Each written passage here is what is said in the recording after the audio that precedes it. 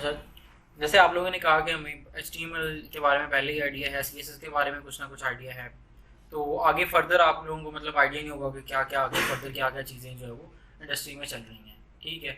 अगर web development में देखें तो बहुत सारे हमारे पास टेक्नोलॉजी स्टैक हैं जिनके थ्रू जो है ना वेबसाइट्स बनाई जाती हैं। बहुत सारे हमारे पास नो कोड या लो कोड टूल्स भी अवेलेबल हैं जिनके थ्रू वेबसाइट्स बन जाती हैं।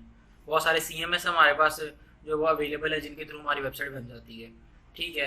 जिनमें हमारे पास वर्डप्रेस भी है, शॉपिफाई भी है, द्रुपल भी है, स्क्वेयर स्पेस भी है। ठीक है। मेजेंटो भी है। इस तरह की बहुत सारे हमारे पास ये CMS content management systems available हैं जिनके through without any pure coding knowledge हमारी वेबसाइट बन जाती है। ठीक है। लेकिन फिर भी इनमें अगर जब मज़ीद हमने करनी हो, कस्टमाइजेशन करनी हो, तो अगर हमें कोडिंग का आइडिया ना हो, उसके बिहाइंड द सीन जो कोड चल रहा है उसका आइडिया ना हो, तो हम कस्टमाइजेशन उस हद तक नहीं कर सकते जिस हद तक एक उस समझ लेंगे डेवलपर के पास कंट्रोल होता है जिससे ये लैंग्वेजेस आती हैं। इसमें बिल्कुल स्टार्ट पे जो एक लैंग्वेज बेसिक हमारे पास जो लैंग्वेज होती है जो कि कंपलसरी है, किसी भी चीज़ से हम अगर वेबसाइट बना रहे हैं तो वो ये तो होगी होगी, उसमें हमारे पास आ जाती है HTML। क्या चीज़? HTML तो कंपलसरी है ही है। यहाँ मैं मेंशन भी कर देता हूँ क्या चीज़ है ये, HTML। ठीक है। इससे क्या बनेगा? इससे हमारी वेबसाइट का स्ट्रक्चर बनेगा। स्ट्रक्चर यानी स्केलेटन। कोई भी ह्यूमन बॉडी है, ह्यूमन बॉडी की अगर एग्जांपल लें तो हमारे पास ह्यूमन बॉडी में ये जो स्केलेटन है, हड्डियों का ढांचा है, इसे हम कंसीडर कर सकते हैं कि ये ह्यूमन बॉडी में क्या है, HTML अवेलेबल है। उस HTML के ऊपर जितनी भी हमारे पास ये skin colour each and everything है, ठीक है, कलर्स वगैरह, और जो हमारी बॉडी को एक शेप है, ठीक है, बेस ऑब्वियसली हमारा स्केलेटन ही प्रोवाइड कर रहा है, लेकिन उसके ऊपर जो हमारी बॉडी की शेप है ये हमारे पास कौन प्रोवाइड कर रहा है? हमारी वेबसाइट, हमारी बॉडी को। अगर वेब की बात करें तो वेब में ये हमारे पास चीज़ होती है क्या, CSS। क्या है? इनकी एब्रीवेशंस क्या होती हैं, क्या क्या आगे मजीद इनकी मतलब क्या होते हैं वो हम बाद में डिस्कस कर लेते हैं। यानी कि सारा का सारा स्टाइलिंग वाला पार्ट जो है वो किसने करना है वेबसाइट में, CSS ने। उसके बाद थर्ड नंबर पे हमारे पास जो टेक्नोलॉजी उसका नाम है जावास्क्रिप्ट। क्या है? जावास्क्रिप्ट। नहीं, जावा और जावास्क्रिप्ट ये दोनों अलग अलग से हमारे पास एक प्रोग्रामिंग लैंग्वेज है। ठीक है। लास्ट क्लास में हमने प्रोग्रामिंग लैंग्वेज को क्या कंसीडर किया था कि ये हमारे पास एक ट्रांसलेटर है। लैंग्वेजेस क्या है? हमारे पास एक ट्रांसलेटर है जिनके थ्रू हम कंप्यूटर के साथ कम्युनिकेट कर रहे हैं। वैसे कंप्यूटर को हमारी जो समझ नहीं आती क्योंकि कंप्यूटर वो 0-1 में चलता है। इससे प्रीवियस क्लास में इधर हमने ये देखें, इधर डिस्कस किया था कि 0-1 में अगर हमने कंप्यूटर को अगर नंबर ही समझाने हो तो कितना मुश्किल है। तो बाकी कैलकुलेशंस, हाई परफॉर्मेंट एप्लीकेशंस बनाना वो तो बहुत दूर की बात है, हमें नंबर ही उसे समझाने का आ रहे। तो इसलिए हम क्या करते हैं, फिर हम क्या करते हैं, सेंटर में लैंग्वेजेस ये ट्रांसलेटर्स यूज करते हैं जिनके थ्रू हम इंग्लिश लाइक वर्डिंग उसे हम बताते हैं कि ये कर दो, वो आगे जो वो वही एक क्लास से हमने सीखना है कि वो इंग्लिश लाइक वर्डिंग में हमने क्या बताना है। ठीक है। जो कि आगे बाइनरी लैंग्वेज में कन्वर्ट होगा। यही तो प्रोग्रामर करते हैं कि वो लैंग्वेज ही सीखते हैं जो कि आगे बाद में ट्रांसलेटर के थ्रू कन्वर्ट हो जाती है बाइनरी लैंग्वेजेस में। ठीक है। ये थर्ड नंबर पे ये जो चीज़ इसको हम क्या कह रहे हैं, ये जो थर्ड नंबर पे एक हमारे पास टेक्नोलॉजी ये हमारे पास होती है जावास्क्रिप्ट। क्या? जावास्क्रिप्ट ऐसी प्रोग्रामिंग लैंग्वेज है जो कि पाइथन के साथ साथ अब ये भी जनरल पर्पस बनती जा रही है। पाइथन हमारे पास एक समझ लेंगे ऐसी प्रोग्रामिंग लैंग्वेज है जिसके थ्रू हर चीज़ बन सकती है। Web automation tools, data science, machine learning, ठीक है, उसके अलावा हमारे पास आर्टिफिशियल इंटेलिजेंस में भी यूज़ हो रही है। वेबसाइट्स भी बन जाती हैं, ठीक है, मोबाइल ऐप्स भी बन जाती हैं, डेस्कटॉप एप्लीकेशंस भी बन जाती हैं, वेब स्क्रैपिंग भी जावास्क्रिप्ट उसके पाइथन के जरिए हो सकती है। तो पाइथन जिस तरह से हमारे पास एक जनरल पर्पस लैंग्वेज है, अब जावास्क्रिप्ट भी ऑलमोस्ट उसी तरफ जा रही है कि इससे भी ऑलमोस्ट अभी बिल्कुल स्टार्ट पे जावास्क्रिप्ट से सिर्फ क्या बनती थी, वेबसाइट्स। वेबसाइट में फंक्शनैलिटी ऐड होती थी। क्या चीज़ होता था? फंक्शनैलिटी है। जैसे एक हमने बटन बनाया, क्या बनाया, एक बटन बनाया, और बटन किससे बनेगा, एक क्लास है हमारी HTML से। उस HTML उस बटन को थोड़ा सा स्टाइलिश बनाना है तो क्या लग जाएगी, CSS। उस बटन को जब हम प्रेस करेंगे या फिर ऑन करेंगे तो क्या चीज़ ऑन ऑफ होगी, ठीक हो गया, ये कौन करेगा, जावास्क्रिप्ट। ये कौन करेगा, जावास्क्रिप्ट। तो ये तीन हमारे पास मेजर यही तीन चीज़ें होती हैं, इससे एक्स्ट्रा कुछ नहीं होता कि मेन हमारे पास स्केलेटन, स्टाइलिंग और देन हमारे पास फंक्शनैलिटी, ये तीन चीज़ें होती हैं। तो स्टाइलिंग वाला पार्ट हमारे पास CSS है, और देन हमारे पास फंक्शनैलिटी वाला पार्ट कौन कर रहा है, हमारे पास जावास्क्रिप्ट हैंडल कर रहा है। तो बिल्कुल स्टार्ट में सिर्फ जावास्क्रिप्ट को किस पर्पस के लिए यूज़ किया जाता था, वेबसाइट की सिर्फ और सिर्फ फंक्शनैलिटी को हैंडल करने के लिए। लेकिन अभी इससे सिर्फ और सिर्फ वेबसाइट की फंक्शनैलिटी नहीं हैंडल हो रही, इससे वेबसाइट्स के बैकएंड भी डेवलप हो रहे हैं। बैकएंड यानी ऐसा कोड जो सर्वर साइड पे रन होगा, जो सर्वर पे रन होके हमें आउटपुट देगा, वो वाले कोड भी जावास्क्रिप्ट के जरिए लिखे जा रहे हैं। अभी मोबाइल एप्लीकेशन बहुत सारी हमारी जो है जावास्क्रिप्ट के जरिए डेवलप हो रही हैं, डेस्कटॉप एप्लीकेशन भी जावास्क्रिप्ट के जरिए डेवलप हो रही हैं, ठीक है। तो बहुत सारे हमारे पास जो टूल्स हैं वो किससे बन रहे हैं, जावास्क्रिप्ट से बन रहे हैं। माइक्रोसॉफ्ट टीम्स यूज किया, माइक्रोसॉफ्ट का टीम्स सॉफ्टवेयर है कोलैबोरेशन का, ऑनलाइन क्लासेस स्कूल्स में यूज हो रहा है जावास्क्रिप्ट के जरिए, उसका वो जावास्क्रिप्ट के जरिए बना हुआ है, ठीक है। उसकी वेबसाइट तो सारी की सारी जावास्क्रिप्ट से बनी हुई है। मैं उसकी बात कर रहा हूँ डेस्कटॉप एप्लीकेशन, उसके डेस्कटॉप एप्लीकेशन में भी क्या यूज हो रही है, जावास्क्रिप्ट यूज हो रही है। फेसबुक यूज करते हैं, फेसबुक के बिहाइंड द सीन क्या चल रहा है, जावास्क्रिप्ट चल रही है। यानी प्रोग्रामिंग लैंग्वेज जो मेन जूम का मुझे आइडिया नहीं है। यहाँ पे अगर मोबाइल एप्लीकेशन हर एक चीज के अंदर देखें, जूम की वेबसाइट भी है, हर एक टेक्नोलॉजी की, जैसे फेसबुक है उसकी वेबसाइट भी है, मोबाइल एप्लीकेशन भी है, डेस्कटॉप भी में भी होगी, ठीक है। तो हम किस चीज को के बारे में बात कर रहे हैं कि मिसाल के तौर पे फेसबुक की एग्जांपल लें तो अच्छा, वेबसाइट तो सारी की सारी जावास्क्रिप्ट में ही बनती हैं, वेबसाइट्स तो जावास्क्रिप्ट को यूज कर ही रही हैं। मैं वेबसाइट्स के अलावा बात कर रहा हूँ, ठीक है। वेबसाइट तो किसी भी टेक्नोलॉजी की हो, चाहे जूम है, गूगल है, कोई भी किसी भी टेक्नोलॉजी की कोई भी वेबसाइट है, चैट जीपीटी तक कोई भी वेबसाइट है, वो किसको वेबसाइट तो सारी की सारी जावास्क्रिप्ट को यूज कर ही रही है। मैं बात कर रहा हूँ अदर देन वेबसाइट्स, ठीक है। तो रिएक्ट नेटिव के नाम से हमारे पास, रिएक्ट नेटिव के नाम से जावास्क्रिप्ट का समझ लें कि एक लाइब्रेरी है, रिएक्ट की एक लाइब्रेरी है जिसके थ्रू जो है ना मोबाइल एप्लीकेशंस बनती हैं। यानी इसमें प्रोग्रामिंग लैंग्वेज कौन सी है हमारे पास, जावास्क्रिप्ट ही है रिएक्ट नेटिव में, जिसके थ्रू हम क्या बनाते हैं, मोबाइल एप्लीकेशंस बनाते हैं। तो इसमें ये देख लेंगे ये सारी की सारी एप्लीकेशंस जो है ना इसी में बनी हुई है, ओके। आपका पूरा का पूरा वर्डप्रेस जो है उसकी मोबाइल ऐप जो है वो रिएक्ट नेटिव से बनी हुई है, जिसको हम अलग से एक सीएमएस कंसीडर करते हैं। उसके अलावा हमारे पास फ्लिपकार्ट, यहाँ पे माइक्रोसॉफ्ट टीम्स, स्काइप और ये आउटलुक और ये माइक्रोसॉफ्ट की बहुत सारी प्रोडक्ट्स, ये सारी की सारी किसको यूज कर रही हैं। देखिए फेसबुक जो कंपनी है, ठीक है, वो तो उन्होंने रिएक्ट को बनाया है, इस लाइब्रेरी को किसने बनाया है, फेसबुक कंपनी ने। तो देखें सिर्फ वो तो यूज करेगी ये तो एक श्योर बात है, लेकिन उसके साथ जो आउटलुक है ये किसकी प्रोडक्ट है, माइक्रोसॉफ्ट की। माइक्रोसॉफ्ट टीम्स किसकी प्रोडक्ट है, माइक्रोसॉफ्ट की। तो मतलब उस कंपनी के अलावा बाकी कंपनीज भी इस चीज को अडॉप्ट कर रही हैं, ठीक है। मतलब इतनी अच्छी टेक्नोलॉजीज हैं ये, ओके। उसके अलावा हमारे पास इनकी जो डेस्कटॉप एप्लीकेशंस हैं वो भी किससे बनी हुई हैं, जावास्क्रिप्ट से। उसके लिए हमारे पास ये इलेक्ट्रॉन के नाम से एक है, क्या नाम है, इलेक्ट्रॉन जेएस के नाम से जावास्क्रिप्ट का है एक समझ लें कि फ्रेमवर्क है, जिसके थ्रू हम जो है ना डेस्कटॉप एप्लीकेशंस बनाते हैं, ठीक है। और इसके लिए आपको क्या क्या चीजें प्योर नॉलेज क्या है, जावास्क्रिप्ट, एचटीएमएल है, सीएसएस। इसके थ्रू आप डेस्कटॉप एप्लीकेशंस बना सकते हैं बाय यूजिंग जावास्क्रिप्ट। यानी इसमें एचटीएमएल और सीएसएस को मैं प्रोग्रामिंग लैंग्वेजेस हम नहीं कहेंगे, एचटीएमएल और सीएसएस प्रोग्रामिंग लैंग्वेजेस नहीं है। एचटीएमएल को हम आगे ना प्रोग्रामिंग लैंग्वेजेस की डिफरेंट कैटेगरीज हैं, स्क्रिप्टिंग लैंग्वेजेस हैं, मार्कअप लैंग्वेजेस हैं, ठीक है। तो हाई लेवल है, लो लेवल, आगे मतलब डिफरेंट कैटेगरीज हैं।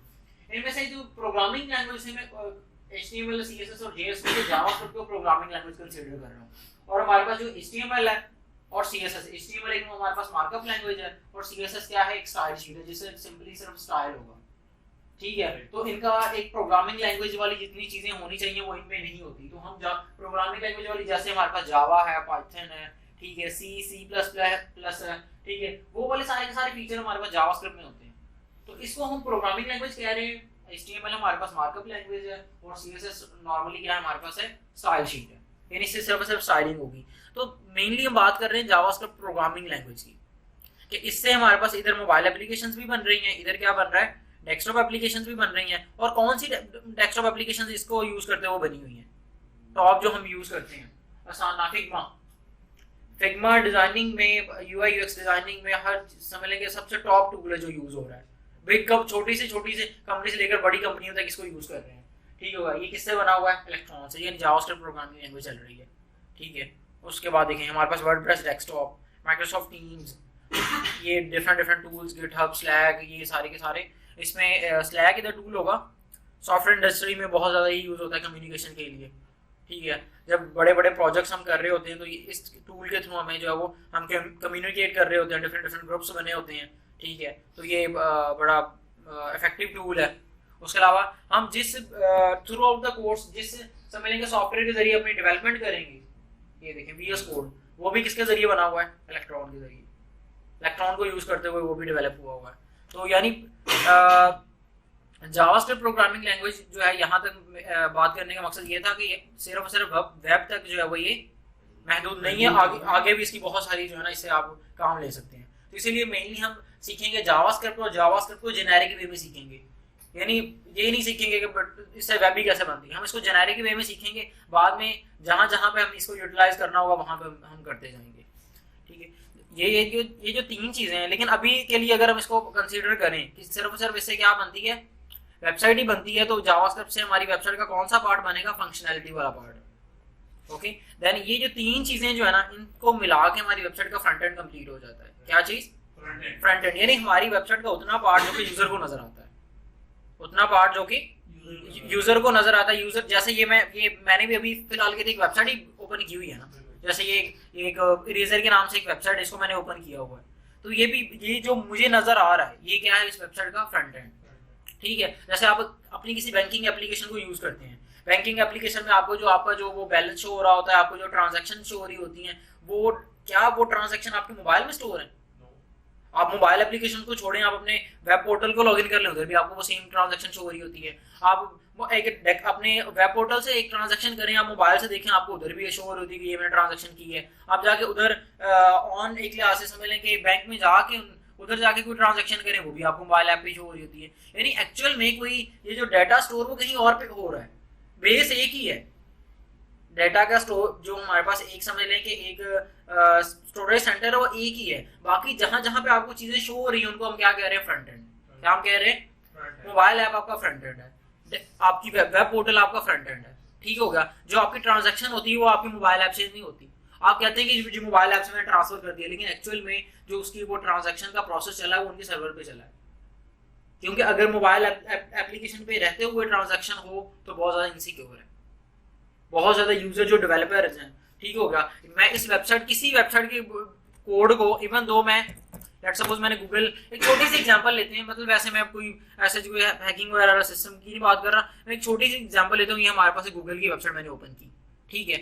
गूगल एक टॉप हमारे पास कंपनी है, और इनकी वेबसाइट जैसे मैंने ओपन की, यहाँ पे ओपन होगी। मैं चाहता हूँ यहाँ पे ना इनकी वेबसाइट में कुछ ना कुछ मैंने चेंजेस कर दूँ।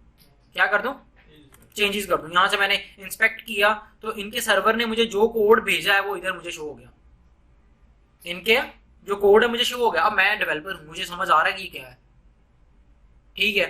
यानी एज अ डेवलपर ये सारी चीजें मेरे लिए अंडरस्टैंडेबल हैं, तो क्या मैं चेंज नहीं कर सकता?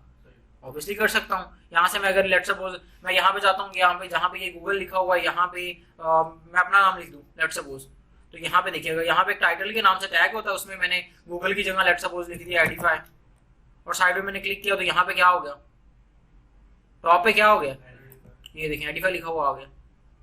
इन्हीं क्लास से थोड़ा सा इनसिक्योर नहीं है कि अगर ये तो चीज इस टाइटल को चेंज कर देना, ये तो कोई ऐसा कोई इसमें इशू नहीं था, लेकिन यहीं पे अगर कोई बैंकिंग ट्रांजैक्शन हो रही होती, इसको मैं कोड को ओपन करता और मुझे साइड पे कोड में शो हो जाता कि यार इस तरीके से ना बैंक की ट्रांजैक्शन हो रही है, तो क्या वो चीज जो है वो सिक्योरिटी हैजर्ड नहीं था उसमें?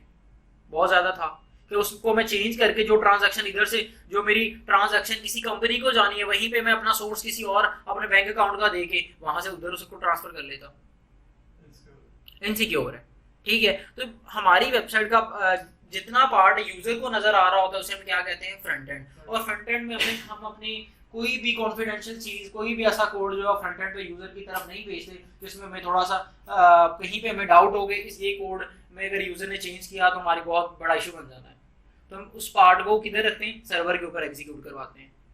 कॉल तो सही यूजर ही करता है, यानी आप ट्रांजैक्शन तो अपनी मोबाइल ऐप से कर रहे होंगे या फिर अपने वेब पोर्टल से कर रहे होंगे, लेकिन वो ट्रांजैक्शन की रिक्वेस्ट वापस किधर जा रही होगी, सर्वर के ऊपर। और सर्वर पे कुछ कोड रन होगा जो कि आपसे वो अमाउंट, आपके अकाउंट में से वो अमाउंट रिड्यूस करके दूसरे में क्या कर देगा, इंक्रीज कर देगा, जिससे आपको लगेगा ट्रांजैक्शन हो गई है, ठीक है। तो यानी जितना पार्ट हमें नजर आ रहा है वो वेबसाइट का क्या है, फ्रंट एंड। और जितना हमें नहीं नजर आ रहा, जैसे मैंने बताया कि ट्रांजैक्शन हो रही है, हमें नहीं पता होता कि वो ट्रांजैक्शन कैसे परफॉर्म हुई, ठीक है। तो यानी कुछ ऐसा भी वेबसाइट के अंदर पार्ट होता है जो कि हमें नजर नहीं आ रहा होता। तो जितना पार्ट हमें नहीं नजर आ रहा होता उसे हम क्या कहते हैं, बैकएंड। क्या कहते हैं, बैकएंड। ये हमारा सारा फ्रंट एंड है। यहाँ पे मैं इसको ऐसे कैटेगराइज कर देता हूँ कि ये हमारे पास है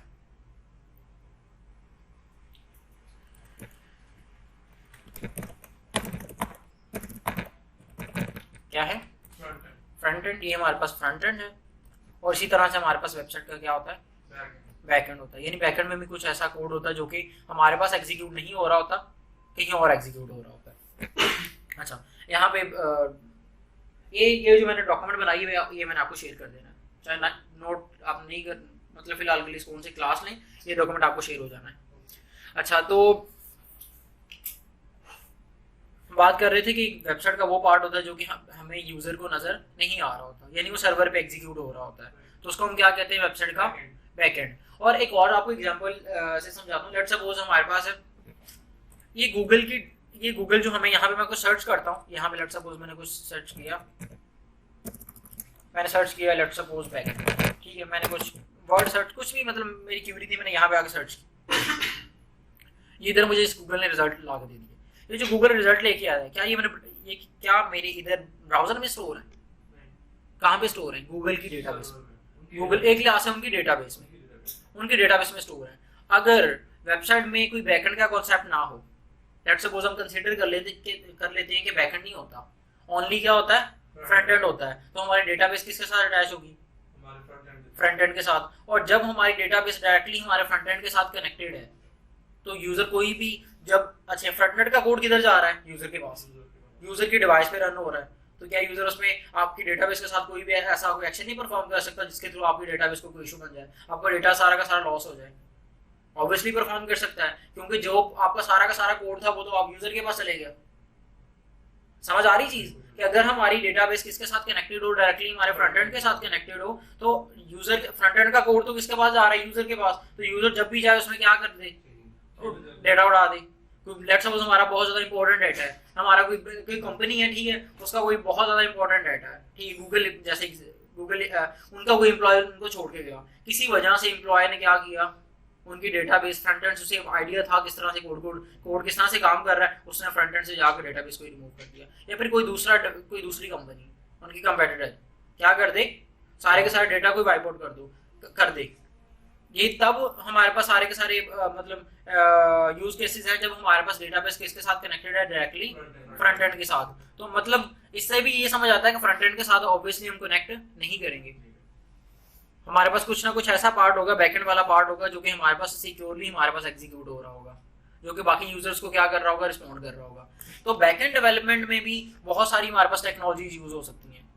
बैकएंड डेवलपमेंट में हमारे पास PHP भी है, ठीक है, PHP भी यूज होती है, उसके बाद PHP के जरिए भी फुल स्टैक एप्लीकेशंस बन जाती हैं। उसके अलावा हमारे पास पाइथन भी है,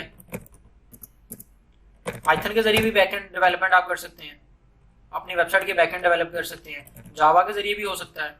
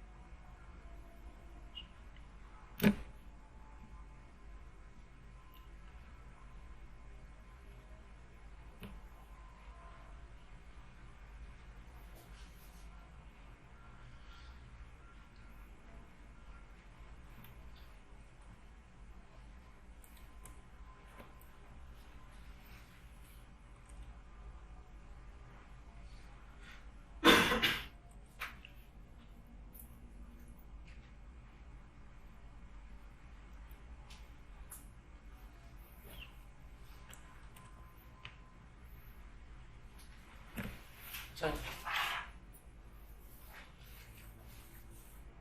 तो यहाँ पे ये चीज़ समझ आ गई कि आगे हम नेक्स्ट क्या हमारे पास होता है, फ्रंट एंड के बाद क्या होता है, वेबसाइट का बैकएंड भी होता है।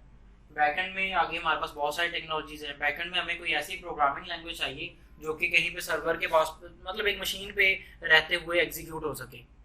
क्या हो सके? एक मशीन पे रहते हुए, यानी विदाउट ब्राउजर क्या हो सके, एग्जीक्यूट हो सके। क्योंकि हमारा जितना जो फ्रंट एंड का कोड है वो जाके किधर एग्जीक्यूट होना है, ब्राउजर में। तो हमें बैकएंड में ऐसी प्रोग्रामिंग लैंग्वेज चाहिए जो कि आउट ऑफ द ब्राउजर क्या हो सके, एग्जीक्यूट हो सके, और बाद में यूजर को क्या कर सके, ब्राउजर में कुछ रिस्पॉन्स सेंड कर सके। क्योंकि यूजर ने, लेट सपोज आपने कोई ट्रांजैक्शन की मोबाइल ऐप के थ्रू रहते हुए, आपने कोई ट्रांजैक्शन की, लेट सपोज इजी पैसा की एग्जांपल लेते हैं, तो वो जो ट्रांजैक्शन क्या हुई है या नहीं हुई है, आपको सर्वर किस तरह से बताएगा, मोबाइल एप्लीकेशन के थ्रू। वहीं पे आपको नोटिफिकेशन आ जाएगा, वहीं पे आपको वो पॉपअप्स आ जाएगा जी ट्रांजैक्शन सक्सेसफुल, ठीक है। तो वापस आपको जो मोबाइल पे वो वापस आपको जो है रिस्पॉन्स दिखा रहा है। यानी सर्वर में हमें एक ऐसी प्रोग्रामिंग लैंग्वेज चाहिए जो कि क्या कर सके, कुछ ना कुछ कंपाइलेशन करे और उस कंपाइलेशन के रिजल्ट्स वापस किसको भेज सके, फ्रंट एंड को। मैंने एक ट्रांजैक्शन की, मेरे पास एक बटन था, मैंने यूजर का जो है वो कॉन्टैक्ट नंबर या फिर आप बैंक नंबर मैंने टाइप किया, वहां से अपनी अमाउंट एंटर की, अमाउंट के बाद मैंने सेंड के या फिर ट्रांसफर के बटन पे क्लिक किया। जैसे ट्रांसफर के बटन पे क्लिक किया तो यहाँ से फ्रंट एंड से रिक्वेस्ट किधर चली जाएगी, बैकएंड की तरफ।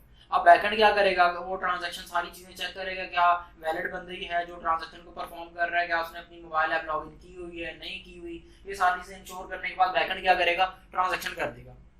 अब ट्रांजैक्शन जब कर देगा तो वापस उसने क्या भेजना है, रिस्पॉन्स किसकी तरफ, मोबाइल ऐप की तरफ।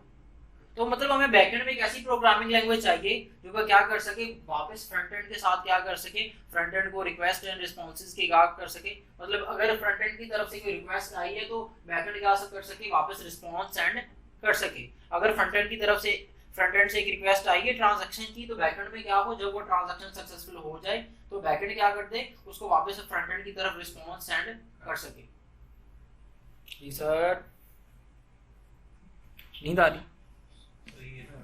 के बाद खाना होता है ना कि मरवा देते हैं नींद आ जाती है। तो पानी पी लूं? जी पिए। अब थोड़ा सा मतलब फ्रेश रहे थोड़ी देर, तो इसीलिए फिर ही समझ आएगा, अदरवाइज नहीं कोई पानी पिए।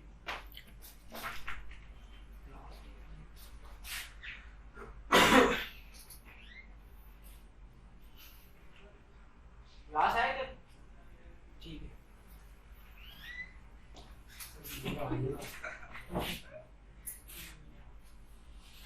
ये हमें आप फ्रंट एंड बैक दोनों कंप्लीट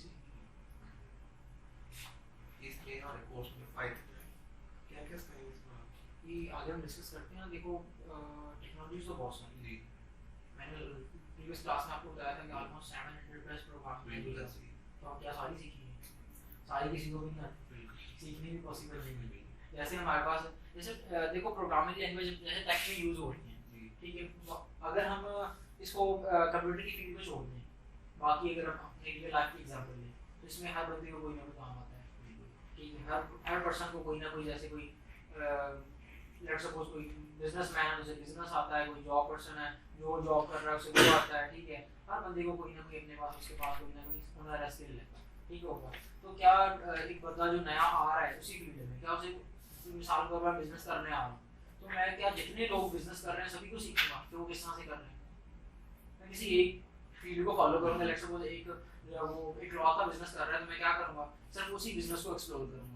इधर आईटी में भी इस तरह से ही है कि हमारे पास ऑलमोस्ट जो 700 प्रोग्रामिंग लैंग्वेज ऑलमोस्ट बन चुकी हैं, वो डिफरेंट फील्ड्स को टारगेट कर रही हैं। तो मैं क्या करूंगा, उनमें से सिर्फ अपने मतलब की उठा लूंगा।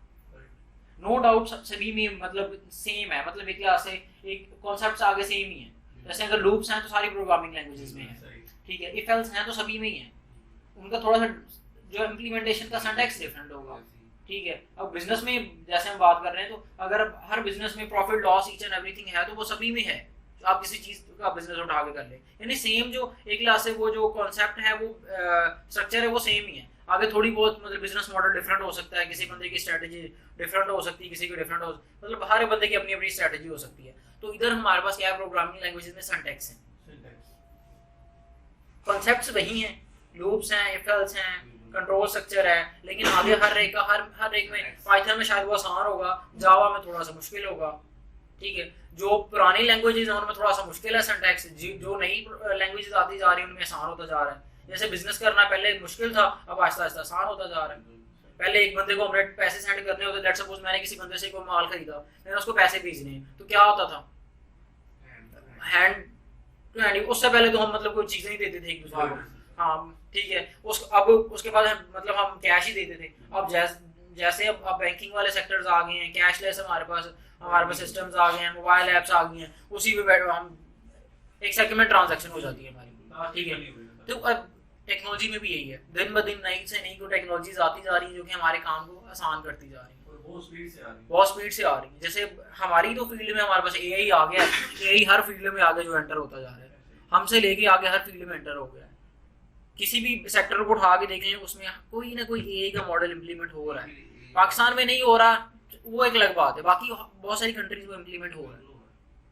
ठीक है, तो यहाँ पे ये सारी की सारी मतलब इन सब से हम बैकएंड बना सकते हैं, लेकिन इनमें से हम किसको अडॉप्ट करेंगे, या सबसे आसान की बात करें तो हमारे पास पाइथन है। ठीक है, अब सिर्फ हमने आसानी की तरफ तो नहीं ना जाना, और भी बहुत सारे फैक्टर्स हमने कंसिडर करने हैं।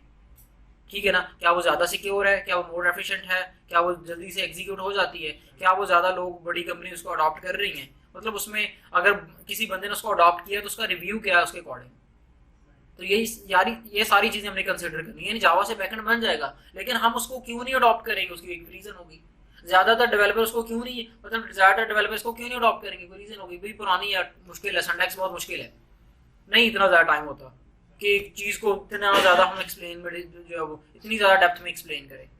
ठीक है, तो यहाँ पे ये प्रोग्रामिंग लैंग्वेजेस हैं हमारे पास, इनसे भी बैकएंड बन जाता है, और भी बहुत सारी .NET है, बहुत सारी बैकएंड प्रोग्रामिंग लैंग्वेजेस हमारे पास अवेलेबल है। ठीक है, लेकिन हमने फ्रंट एंड में देखें, मैं किसकी बात कर रहा हूँ, प्रोग्रामिंग लैंग्वेज की, हमने फ्रंट एंड में भी तो एक प्रोग्रामिंग लैंग्वेज सीखी है, जावास्क्रिप्ट। क्या इससे नहीं बैकएंड बन सकता, तो इससे भी बन जाता है। क्या बन जाता है, किससे बन सकता है, जावास्क्रिप्ट को यूज करते हुए भी बैकएंड बन जाता है। अच्छा, ये जो प्रोग्रामिंग लैंग्वेजेस है ना, क्या इनसे भी अकेला बैकएंड ही बनता है? पाइथन को मैंने क्या बता रहा हूँ, मतलब इनसे भी सब कुछ होता है, इनसे भी बहुत कुछ है। जो हमारे पास ये जावा प्रोग्रामिंग लैंग्वेज है, इससे डेस्कटॉप एप्लीकेशंस बनती हैं, इससे ओरेकल एप्लीकेशंस बनती हैं, डेस्कटॉप एप्लीकेशंस बनती हैं। पाइथन तो मैंने बता दिया, पाइथन तो एक क्लास है, वो जनरल पर्पस है, इससे सब कुछ हो रहा है आज के दौर में, इससे वेबसाइट्स ईच एंड एवरीथिंग। लेकिन अब आप ये कहेंगे कि हम अकेली पाइथन ही सीख लें, ये भी नहीं हो सकता कि पाइथन भी हर एक फील्ड को, जब वो हर एक फील्ड को टच दे रही है तो वो 100% किसी में भी नहीं है। एक बंदा जो मल्टी होता है ना, वो किसी भी, जो कहता है ना मुझे वेब भी आती, मुझे ग्राफिक भी आती, मुझे सोशल मीडिया भी आती, मुझे ये भी आती, वो किसी भी एक फील्ड में नहीं मास्टर होता, मास्टर ऑफ वन वो नहीं होता किसी में। जो कि बिल्कुल स्टार्ट में आईटी में आने के लिए हमें जरूरी है कि पहले इस बिल्कुल स्टार्ट पे हमें किसी एक फील्ड को उठा के उसमें मास्टर होना ही होना है। मैंने पर्सनली खुद स्टार्ट में मैंने ग्राफिक भी किया है, ठीक है, वेब भी किया है, इसके अलावा मैंने गेस्ट पोस्टिंग, एसईओ, ये सारी फील्ड्स को मैंने ट्राई किया हुआ। ठीक है, बाद में मुझे जब पता चला कि एक्चुअली मुझे किसी एक फील्ड में तो मास्टर करना ही करना है, फिर इसमें मैं अच्छा ग्रो कर सकता हूँ, तो फिर मैंने वेब को चूज किया। ठीक है, अब माशाल्लाह इसमें अच्छा खासा रेवेन्यू भी है। ठीक है, अच्छा, तो ये करियर है इसमें, करियर टेक की कोई भी फील्ड है ना, डिपेंड करता है आप किस लेवल, आपको किस लेवल का आता है। मतलब हर जितनी भी हमारे पास ये है ना फील्ड्स, इसमें डिपेंड करता है आपको कितना काम आता है। जितना आपको काम आता है उतना आपको पे बैक मिलेगा। जैसे मैं अगर आपको अपवर्क पे दिखाऊं तो आए दिन जो है वो हजारों जो है प्रोजेक्ट्स हैं, बल्कि लाखों प्रोजेक्ट्स पोस्ट हो रहे हैं, लेकिन क्या आपके पास एबिलिटी है उनको करने की? अगर आप उनमें से करने की एबिलिटी है तो जाके बिड करो, आपको देंगे। अगर आप आगे से इंटरव्यू होगा, आप अगर पास करते हैं, क्योंकि देखिए इंटरव्यू वाला बंदा जो काम पोस्ट कर रहा है उसी के बारे में पूछेगा ना, ऑब्वियसली, क्योंकि वो आपको पे कर रहा है। ठीक है, तो वो जब पूछेगा अगर आपको काम आता है तो उसका अगर आप इंटरव्यू पास करते हैं तो क्यों नहीं आपको प्रोजेक्ट देगा, क्योंकि उसे तो काम चाहिए। उसने वो भी एक लिहाज से किसी नहीं ऐसा ही है ना कि आगे भी ये अगर काम चला तो मेरी ये इससे ये मुझे रेवेन्यू मिलना है। ठीक है, कोई अगर कोई मोबाइल ऐप बनवा रहा है, ठीक है, उसे पता है कल को ये मोबाइल एप्लीकेशन से इतना मुझे आउटपुट आनी है, तो वो आपको क्यों नहीं देगा? और अगर आपको आता है तो आप उस पर क्यों नहीं उसको जो है वो उसका इंटरव्यू पास करेंगे? तो मतलब बहुत ज्यादा है काम, तो अभी बहुत ज्यादा है अभी भी। ठीक है, लेकिन डिपेंड क्या मेन मतलब फैक्टर यही कि क्या आपको आता है। ठीक है, मतलब अगर मुझे आता है तो ठीक है मैं कर लूंगा। ठीक है, काम है फील्ड में, डेवलपमेंट की फील्ड में अभी भी बहुत ज्यादा जो है वो काम। अच्छा, यहाँ पे हमने डिस्कस किया कि इन सबसे हमारे पास वेबसाइट के बैकएंड बन जाते हैं। ठीक है, लेकिन हम किसको यूज करेंगे? जावास्क्रिप्ट को। हम इसी को आगे क्या कर लेंगे? अडॉप्ट, और इसी से अपनी वेबसाइट्स के क्या बनाएंगे? बैकएंड। अच्छा, जो हमने फ्रंट एंड पे जो लोग फ्रंट एंड डेवलपमेंट सीखते हैं, क्या वो बैकएंड की तरफ आए तो क्या उन्हें बैकएंड पहले ही आता होता है? नहीं, बैकएंड में उसको इम्प्लीमेंट, सिंटैक्स वही है लेकिन इम्प्लीमेंटेशन का तरीका थोड़ा सा क्या है? डिफरेंट है। आगे कुछ टूल्स एंड टेक्नोलॉजीज हमारे पास डिफरेंट हो जाती हैं। नंबर वन तो जो पहली चीज हमें चैलेंज करना पड़ती है, ये जो हमारे पास है ना, ये जावास्क्रिप्ट का ये जो HTML CSS जावास्क्रिप्ट का ये जो जिसको हम क्या कह रहे हैं फ्रंट एंड, क्या चीज? फ्रंट एंड सिर्फ पता किधर चलता है? ब्राउजर में। किधर चलता है? ब्राउजर में, यानी कोई ना कोई ब्राउजर होगा उसी में चलेगा। इसको मैं कंसिडर कर लिया, इसको मैं रिप्लेस कर देता हूँ इसके साथ। लेट्स सपोज HTML CSS किस में चलती है और जावास्क्रिप्ट, ये मैंने वो ब्राउजर वाला थोड़ा सा लेआउट बना दिया।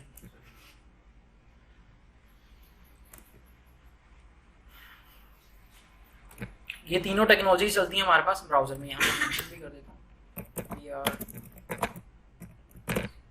ये हमारे पास क्या है? ये ब्राउजर है। ये ब्राउजर में ये सारा कोड जो हमारा क्या हो रहा है? एग्जीक्यूट हो रहा है फ्रंट एंड। जब हमने वेबसाइट से क्या बनाना है? बैकएंड। क्या बनाना है? ये इधर हम बैकएंड की बात कर रहे हैं, तो यहाँ पे मैं यहाँ पे हम बात कर रहे हैं किसकी? बैकएंड की। तो जब बैकएंड की बात आती है तो बैकएंड में हमारे पास जो जावास्क्रिप्ट प्रोग्रामिंग लैंग्वेज है उसको एग्जीक्यूट करना है, तो क्या उसी तरह से एग्जीक्यूट हो जाएगी जिस तरह से फ्रंट एंड में एग्जीक्यूट हो रही है? ऑब्वियसली नहीं। ठीक है, तो हम यहाँ पे क्या करेंगे फिर? यहाँ पे कुछ जो वो स्ट्रेटेजीज हमारी चेंज होगी। यानी पहले तो जावास्क्रिप्ट किधर चल रही थी? सिर्फ और सिर्फ ब्राउजर में। यानी हर ब्राउजर, क्रोम, मोजिल्ला, फायरफॉक्स, जितने भी हमारे पास ब्राउजर्स का आइडिया है ना आप लोगों को, कोई भी ऐसे समझ लेंगे सॉफ्टवेयर, डेस्कटॉप एप्लीकेशन या कोई भी सॉफ्टवेयर जिसके थ्रू हम इंटरनेट को एक्सेस करते हैं, ठीक है, उसको यूज करते हैं, उसको हम क्या कह देते हैं? हमारा ब्राउजर है।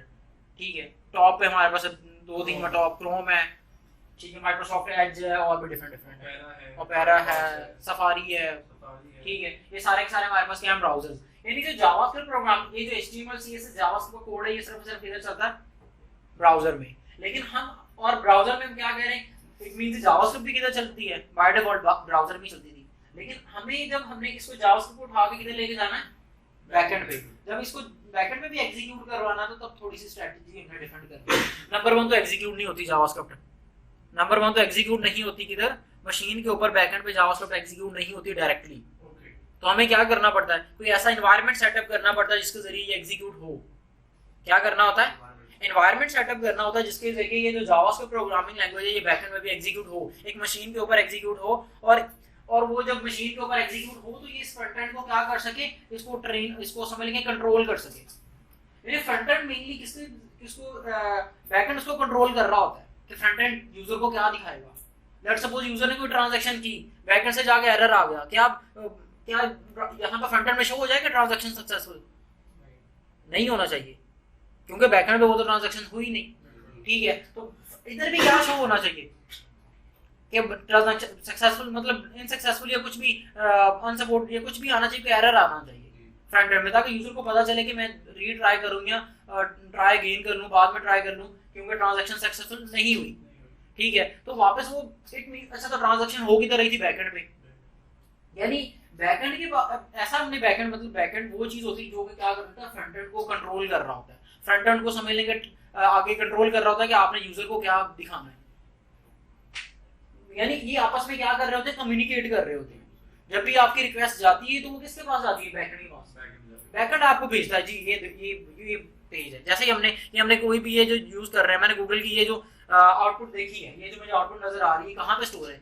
गूगल के बैकएंड पे। जब मैंने हिट की है तो ये जो मुझे नजर आ रही है ये किसमें आ रही है? फ्रंट एंड में। यानी ये जो इधर से मैंने जब हिट किया बैकएंड में गूगल के, तो गूगल के बैकएंड ने क्या किया? मुझे जो रिस्पांस दिया वो HTML CSS के फॉर्म में जब मेरे ब्राउजर में आया तो मुझे इस तरह से आउटपुट नजर आ रही है। समझ आ गई? तो यहाँ पे जो बैकएंड है, बैकएंड में पहले में हम किस चीज के बारे में बात कर रहे थे कि JavaScript programming language directly execute नहीं होती, डायरेक्टली सपोर्टेड नहीं होती। तो हम क्या करते हैं, एक रन टाइम एनवायरनमेंट इसका यूज करते हैं। क्या करते हैं, एक एनवायरनमेंट यूज करते हैं जिसके जरिए ये एग्जीक्यूट होने लग जाती है। वो एनवायरनमेंट का नाम है हमारे पास Node.js। क्या नाम है? तो हम समझ लें कि जावास्क्रिप्ट को एग्जीक्यूट तो करवाते हैं, लेकिन किसके थ्रू? Node.js वाला एक एनवायरनमेंट होता है। यहाँ पे मैं इसको टॉप पे रख देता हूँ कि ये एक एनवायरनमेंट होता है। जावास्क्रिप्ट तो हमारी एग्जीक्यूट होगी, लेकिन उसमें एनवायरनमेंट कौन सा होगा? Node.js का। ये यहाँ ये इसको मैं कहीं इधर मेंशन कर देता हूँ। तो होता है हमारे पास Node.js वाला एनवायरनमेंट होता है। जावास्क्रिप्ट रन टाइम एनवायरनमेंट से मुराद है कि एक ऐसा समझ लें कि एनवायरनमेंट से क्या मुराद है, सेटअप ऐसा समझ लें कि बहुत सारी चीजें कह सकते हैं, लेकिन एनवायरनमेंट मेनली हम इसको कहेंगे यानी टूल्स। सेट क्या कहेंगे, एक ऐसे टूल्स जहां पे हमारे पास जावास्क्रिप्ट एग्जीक्यूट हो रही हो। यानी बाय डिफॉल्ट यहाँ पे मेरे पास जावास्क्रिप्ट ब्राउजर में तो हो ही रही है, मेरे पास सिस्टम में क्या इंस्टॉल है? Node.js। इसको हम क्या कह रहे हैं, इसको हम क्या कह रहे हैं? एनवायरनमेंट। ये जो हमारे पास ओपन हुआ है ना, ये ब्लैक विंडो जिसमें क्या लिखा हुआ है? Node.js। इसको मैं क्या कह रहा हूँ? Run time environment. क्या कह रहा हूँ? यानी इसमें मैं जावास्क्रिप्ट लिखूंगा ना, मैं यहाँ पे लिखूंगा कोई भी जावास्क्रिप्ट कोड लिखता हूँ, ठीक है। ये मैंने लिखा कि इस चीज को मल्टीप्लाई कर दो इसके साथ, तो देखिए नीचे वो एग्जीक्यूशन हो रही है, ठीक है। तो यानी ये जो मेरी एग्जीक्यूशन हो रही है, ये किसके जरिए हो रही है? Node.js के जरिए, जावास्क्रिप्ट के जरिए, ठीक है। तो ये जो इन्वायरमेंट जिसमें मैं जावास्क्रिप्ट का कोड को इधर एग्जीक्यूट करवा रहा हूँ, इस चीज को मैं इन्वायरमेंट कह रहा हूँ। यानी इधर मैं कोई भी जावास्क्रिप्ट की क्वेरी लिखूंगा वो एग्जीक्यूट हो जाएगी, इसको मैं इन्वायरमेंट कह रहा हूँ, ठीक है। तो यानी हमारे पास Node.js वाला इन्वायरमेंट होता है, यानी Node.js वाला कमांड लाइन या इंटरफेस होता है जहां पे हम क्या करते हैं, अपनी जावास्क्रिप्ट को एग्जीक्यूट करवाते हैं। Node.js लास्ट पे क्या आ रहा है? JS यानी जावा स्क्रिप्ट। यहाँ पे ऑफिशियल इसकी वेबसाइट पे भी आपको जाकर दिखा देता हूँ। तो ऑफिशियल वेबसाइट पे भी आपको जो लिखा हुआ मिलेगा, इन्होंने वेबसाइट अपडेट कर दी, वाओ। रन जावास्क्रिप्ट एवरीवेयर, हर जगह जावास्क्रिप्ट को क्या करें, ये आज इन्होंने वेबसाइट आजकल अपडेट कर दी। पहले इनका थोड़ा सा सिंटैक्स डिफरेंट था, गुड लुकिंग प्यारी हो गई अब तो, पहले बड़ी अजीब सी थी। अच्छा, तो ये मतलब यहाँ पे आपको समझ आ गई ना, JavaScript open source cross platform JavaScript run time environment that let's the browser, ये न्यू टैगलाइन लिख दी है, create servers web apps and command line tools and scripts. यानी हमारे पास क्या है, स्टेप बाय स्टेप समझेंगे। जावास्क्रिप्ट क्या है, नंबर 1 तो ये फ्री है। Node.js क्या है, फ्री है, ओपन सोर्स है। ओपन सोर्स मींस ये किस तरह से काम कर रहा है, Node.js किस तरह से काम कर रहा है। ओपन सोर्स से मुराद इसका कोड सारा का सारा पब्लिकली अवेलेबल है, कोई भी जाके देख सकता है कि Node.js किस तरह से बिहाइंड द सीन जावास्क्रिप्ट को एग्जीक्यूट करवा रहा है, ठीक है। उसके बाद हमारे पास एक क्रॉस प्लेटफॉर्म है। क्रॉस प्लेटफॉर्म से मुराद है कोई भी आपके पास ऑपरेटिंग सिस्टम हो, मैक ओएस आप यूज कर रहे हैं, आप विंडोज यूज कर रहे हैं, आप लिनक्स यूज कर रहे हैं, आप उबंटू कोई भी चीज यूज कर रहे हैं, हर जगह पे आपको Node.js क्या होता है, मिल जाता है। क्रॉस प्लेटफॉर्म से मुराद ये है, cross platform which means each every platform पे आपको जो है इसका जो इंस्टॉलर फाइल मिल जाएगी। उसके बाद क्या है, जावास्क्रिप्ट रन टाइम एनवायरनमेंट है, that lets the developers create servers। हम इससे क्या क्रिएट कर सकते हैं, अपने सर्वर्स क्रिएट कर सकते हैं। जिस चीज को मैं बैकएंड कह रहा हूं वो हमारे पास क्या है, सर्वर भी उसे हम कहते हैं। क्या कहते हैं, इससे आप सर्वर्स क्रिएट कर सकते हैं, वेब एप्लीकेशंस क्रिएट कर सकते हैं, and command line tools and scripts और बहुत सारी चीजें और भी हम कर सकते हैं, ठीक है। यानी समझ आ गई मेनली कि हमारे पास ये Node.js क्या है, क्यों हम यूज करेंगे, जावास्क्रिप्ट को ब्राउजर से बाहर एग्जीक्यूट करवाने के लिए। तो द पॉइंट ये ब्राउजर में तो होती ही होती है, यानी ब्राउजर में भी क्या Node.js यूज हो रहा था, नहीं बिल्कुल भी नहीं, ब्राउजर में बिल्ट इन होती है। ब्राउजर में अपने इसके रन टाइम, जैसे हमारे पास क्रोम ब्राउजर, हर एक ब्राउजर में अपना इसका क्या होता है, एक कंपाइलर होता है। जैसे हमारे पास क्रोम में हमारे पास होता है V8 इंजन, क्रोम में क्या होता है, V8 इंजन होता है, जो कि क्या कर रहा होता है, हमारी जावास्क्रिप्ट को एग्जीक्यूट करवा रहा होता है। लेकिन हम Node.js की बात तब कर रहे हैं जब हमारे पास ब्राउजर ना हो, ब्राउजर से बाहर। अच्छा जी, तो यहाँ पे हमने Node.js वाले एनवायरनमेंट में किसको इंस्टॉल कर लिया, Node.js को इंस्टॉल किया, तो अब हम जावास्क्रिप्ट को क्या कर सकते हैं, एग्जीक्यूट कर सकते हैं। क्या कर सकते हैं, ठीक है, जावास्क्रिप्ट, ठीक है, जावास्क्रिप्ट इधर हमारे पास हो जाएगी, हमारी एग्जीक्यूट होना स्टार्ट हो जाएगी, जिससे हम क्या कर सकते हैं, नोड.जेएस के एनवायरनमेंट में जावास्क्रिप्ट के जरिए वेबसाइट के वेब एप्स सर्वर्स क्रिएट कर सकते हैं, जो कि आगे क्या कर सकते हैं, फ्रंट एंड के साथ कम्युनिकेट कर सकते हैं। ठीक है, देन हम इसके बाद हम इसी का एक फ्रेमवर्क यूज करेंगे, इसका नाम है एक्सप्रेस जेएस। क्या नाम है? Express JS. ये हमारे पास ये जो मैं लोगोज यूज कर रहा हूँ ना, एग्जैक्ट यही होते हैं। जैसे हमने नोड.जेएस का देखा तो एग्जैक्ट इसका लोगो भी किस तरह का है, ये देखिए इस तरह का ही है ऑलमोस्ट, ये शॉर्ट लोगो उधर यूज हुआ है, ये देखिए। ओके, नोड.जेएस। ये हमारे पास क्या है, एक्सप्रेस जेएस। ये हमें जो है ना, ये इस बैकएंड का हमारे पास समझ लेंगे कि हमारे पास फ्रेमवर्क है जिसके जरिए हमारी बैकएंड डेवलपमेंट की समझ लेंगे थोड़ा प्रोसेस जो है ना आसान हो जाता है, थोड़ा बैकएंड डेवलपमेंट की जर्नी थोड़ी सी क्या हो जाती है, फास्ट हो जाती है। किसके जरिए? एक्सप्रेस जेएस के जरिए। यानी हमारा जो सर्वर्स क्रिएट होने हैं, जो सर्वर्स हमने क्रिएट करने हैं, वो एक्सप्रेस जेएस के जरिए बहुत आसान हो जाता है। ठीक है, यानी बहुत सारे काम behind the scene express JS खुद हैंडल कर लेता है, और हमें क्या करना पड़ता है, बहुत सिंपल एंड शॉर्ट कोड हम लिखते हैं और उससे हमारी वेबसाइट के क्या बन जाते हैं, बैकएंड बन जाता है।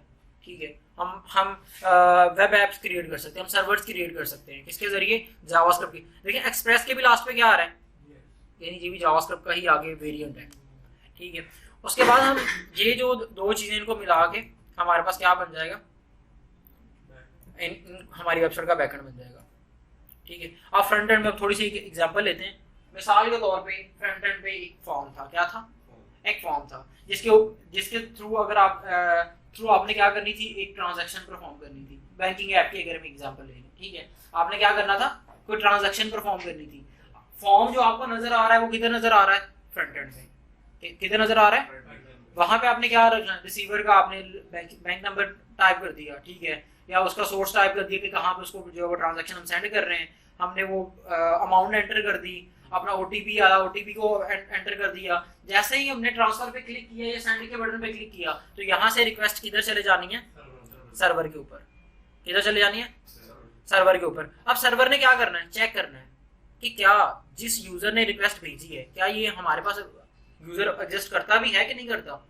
मिसाल के तौर पे अगर मैं किसी बैंक की एग्जांपल है, कोई भी है, फैसल बैंक है, ठीक है, यहाँ से कोई किसी बंदे ने ट्रांजैक्शन परफॉर्म की, तो वो किधर गई, फैसल सर्वर के उनके फैसल बैंक के सर्वर के ऊपर। ठीक है, वो बैंक के सर्वर पे गई और सर्वर के ऊपर उन्होंने चेक किया कि क्या जो बंदा ट्रांजैक्शन परफॉर्म कर रहा है, क्या हमारे पास ये इसकी सब्सक्रिप्शन है, क्या इसने हमारे पास अकाउंट ओपन करवाया हुआ भी है कि नहीं करवाया हुआ। यानी इट मींस जितने यूजर उनके पास अकाउंट क्रिएट करवा रहे हैं, उनका डेटा उनके पास पड़ा हुआ है। क्या है, उनका डेटा। यानी जब वो जहां से ट्रांजैक्शन की रिक्वेस्ट आएगी और जहां पे बैकएंड चेक करेगा कि क्या वो यूजर हमारे पास एग्जिस्ट करता है, तो वो कहां से चेक करेगा, उसके बाद डेटा किधर पड़ा हुआ है। इट मींस बैकएंड के साथ क्या कनेक्टेड होगी, हमारी डेटाबेस।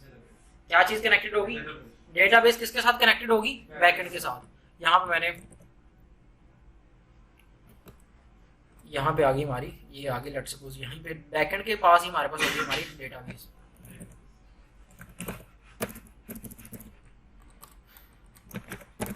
डेटा,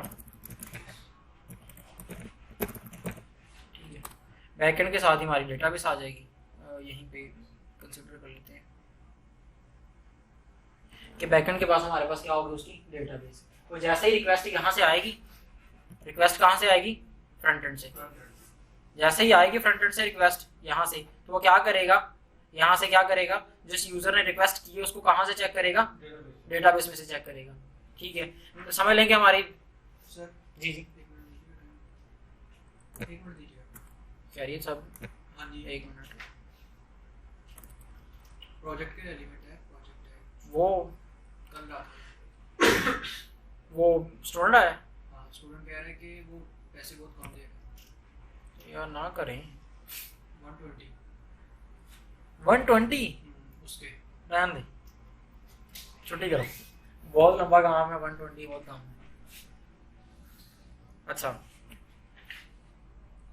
तो यहाँ पे देखिए ये जो डेटाबेस है ये किसके साथ हमारी कनेक्टेड होगी, बैकएंड के साथ। बैकएंड के साथ। बैकएंड के साथ हमारी होगी डेटाबेस कनेक्ट। जैसे ही हमारे पास किसी ने रिक्वेस्ट भेजी फ्रंट एंड से, कहाँ से रिक्वेस्ट भेजी, फ्रंट एंड से वो किसके पास आई, बैकएंड के पास आई।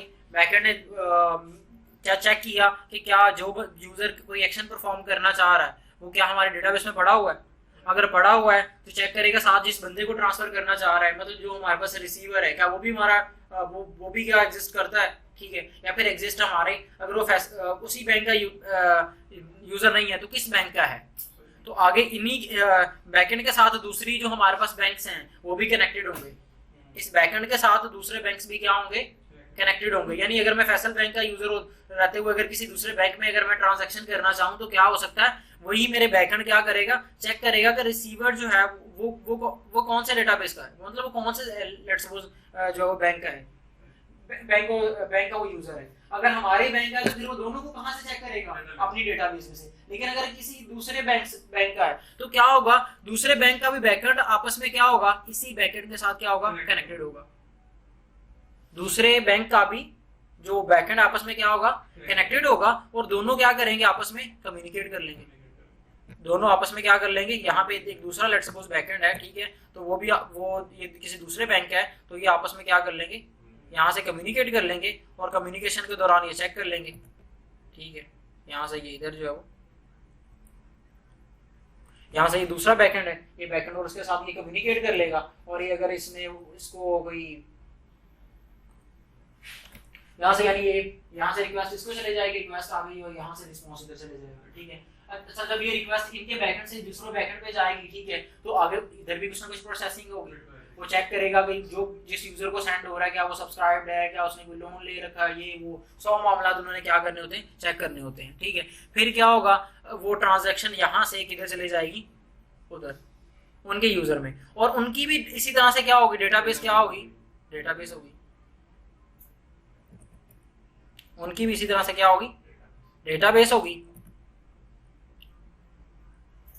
और वो भी क्या करेंगे, वो भी जब यहाँ से रिक्वेस्ट आएगी तो इसको क्या करेंगे, अपनी डेटाबेस में चेक करेंगे कि क्या, मतलब लेट्स सपोज फैसल बैंक के यूजर ने हबीब बैंक के यूजर को एक ट्रांजैक्शन सेंड की, तो यहाँ से बैकएंड रिक्वेस्ट इधर आई, यहाँ से इधर आई, और इनका बैकएंड आगे किसको रिक्वेस्ट भेजेगा, हबीब बैंक के सर्वर की तरफ, और यहाँ से उनका सर्वर चेक करेगा कि हाँ ये जिस यूजर को आ रहे हैं पैसे आ रहे हैं, क्या ये हमारा यूजर है, अगर है तो यहाँ से ये क्या करेगा, उसको जो अमाउंट आई है वो ट्रांसफर करके यहाँ से क्रेडिट किसको चले जाएगा, इधर रिस्पॉन्स चलेगा जाएगा, ये ट्रांजैक्शन सक्सेसफुल क्या हो जाएगी, ट्रांजैक्शन सक्सेसफुल हो जाएगी। और यहाँ से वो जो यूजर को यहाँ से जब रिस्पॉन्स जाएगा इस सर्वर के साथ पास, बैकएंड के पास, और ये आगे किधर वापस रिस्पॉन्स भेज देगा, ये किधर वापस फ्रंट एंड की पास, फ्रंट एंड की तरफ। तो फ्रंट एंड में यूजर को क्या नजर आ जाएगा, ट्रांजैक्शन सक्सेसफुल, क्या नजर आ जाएगा, ट्रांजैक्शन सक्सेसफुल का जो है वो एक क्लास से कोई मैसेज आ जाएगा।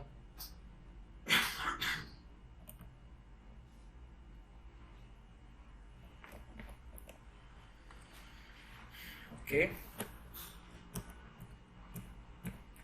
हाँ जी, तो समझ आई ये किस तरह से मॉडल काम कर रहा होता है, ठीक है। इस तरह से हमारे पास फुल स्टैक एप्लीकेशंस काम कर रही होती हैं। अच्छा, ये जो फ्रंट एंड की मैं बात कर रहा हूँ, फ्रंट एंड में आपकी जो है ना, क्या ये वेबसाइट का ये फ्लो होता है, आगे हम सोच रहे हैं कि ये जो मैंने फ्लो आपको बताया है क्या ये वेबसाइट का फ्लो होता है, वेबसाइट इस तरह से काम करती हैं।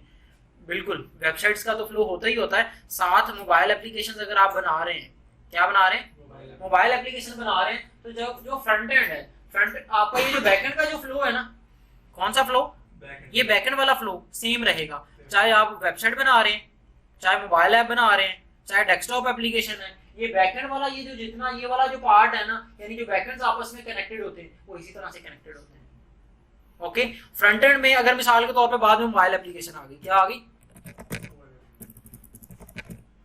फ्रंट एंड में अगर मोबाइल एप्लीकेशन आ गई, ये तो चले गया, तो सेम यही केस कि ये जो मोबाइल एप्लीकेशन है इसमें कोई ना कोई फ्रंट एंड की हमारे पास इसी तरह से टेक्नोलॉजीज होंगी, क्या होंगी, फ्रंट एंड की टेक्नोलॉजीज होंगी। जैसे मैंने मोबाइल ऐप लेट्स सपोज बनाई किसके जरिए, मैंने मोबाइल ऐप बना ली रिएक्ट के जरिए, क्या बना ली, रिएक्ट नेटिव के जरिए या जावा के जरिए, किसी भी टेक्नोलॉजी को यूज करते हुए मैंने क्या बना ली, मोबाइल ऐप बना ली, ठीक है। तो ये जो मोबाइल ऐप है ये हमारे पास क्या कंसीडर होगा, हमारा फ्रंट एंड, क्या कंसीडर होगा, फ्रंट एंड। ये भी क्योंकि इसमें भी तो यूजर को बस देख ही रहा है यूजर। इसी तरह से जब रिक्वेस्ट, जब जो है वो कोई भी एक्शन परफॉर्म होगा मोबाइल एप्लीकेशन के थ्रू, तो किसके पे जाएगा, किधर जाएगा, बैकएंड पे। यानी ये दोनों front end side by side चल रहे होंगे, दोनों फ्रंट एंड किधर चल रहे होंगे, साइड बाय साइड पैरेलल चल रहे होंगे। ठीक है, यहाँ पे इस पे भी मैं कह देता हूँ कि ये भी हमारे पास एक सेकंड टाइप का आ जाएगा, हमारे पास फ्रंट एंड कंसीडर कर लें। क्या कंसीडर कर लें? ये भी हमारे पास फ्रंट एंड वाले पार्ट में ही आ जाएगा।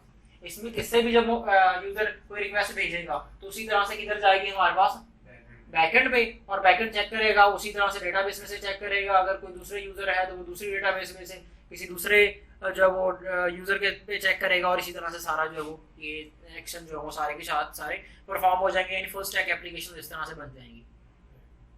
क्लियर हो गया? यानी बैकएंड में इस तरह से ये चीजें जो है परफॉर्म होंगी। जब बैकएंड में हमने किन किन चीजों को, किन किन टेक्नोलॉजीज को लर्न करना है, मेनली हमारे पास कौन सी टेक्नोलॉजी है? एक्सप्रेस.js, क्योंकि जावास्क्रिप्ट तो हमने किधर सीख ली थी? Front end. अपने इस कोर्स में हम बिल्कुल स्टार्ट में सीख लेंगे। ठीक है, तो हम जावास्क्रिप्ट को देखें, मेनली नोड.js भी क्या है? जावास्क्रिप्ट ही है। एक्सप्रेस.js भी क्या है? जावास्क्रिप्ट ही है। और फ्रंट एंड में तो जावास्क्रिप्ट वो है ही। ओके, तो यहाँ पे इस तरह से हमारी एप्लीकेशन जो है वो वर्क करेंगी। और एक और चीज यहाँ पे हम डिस्कस कर लें कि साथ ही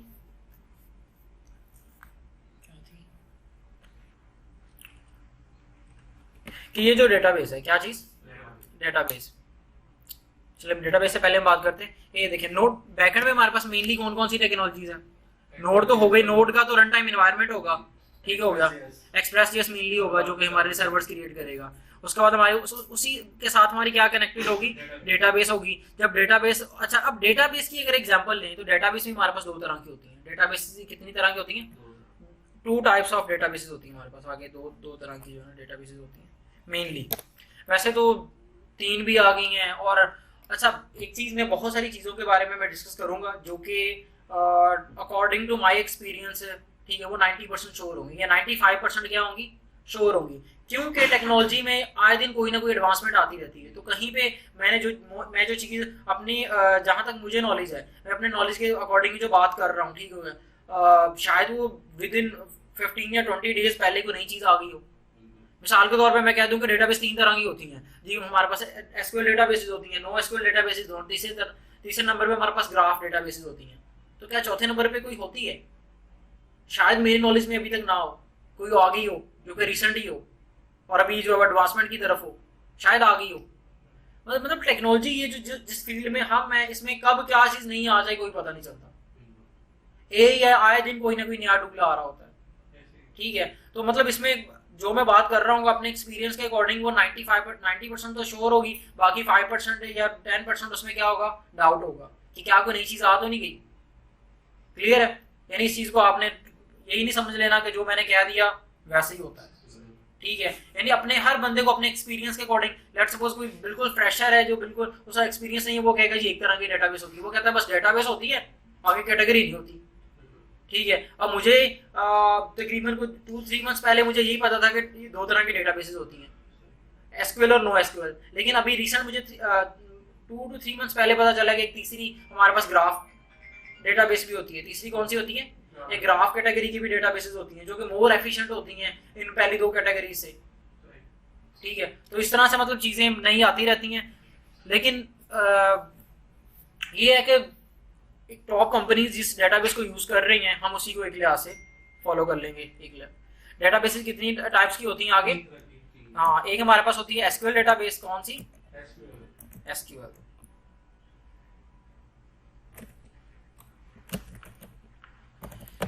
एसक्यूएल डेटाबेसेस। उसके अलावा हमारे पास होती हैं नो एसक्यूएल। और क्या होती है? No SQL. और तीसरे नंबर पे हमारे पास होती है ग्राफ। तीसरे नंबर पे क्या है? ग्राफ टाइप की डेटाबेसेस, ग्राफ डेटाबेसेस।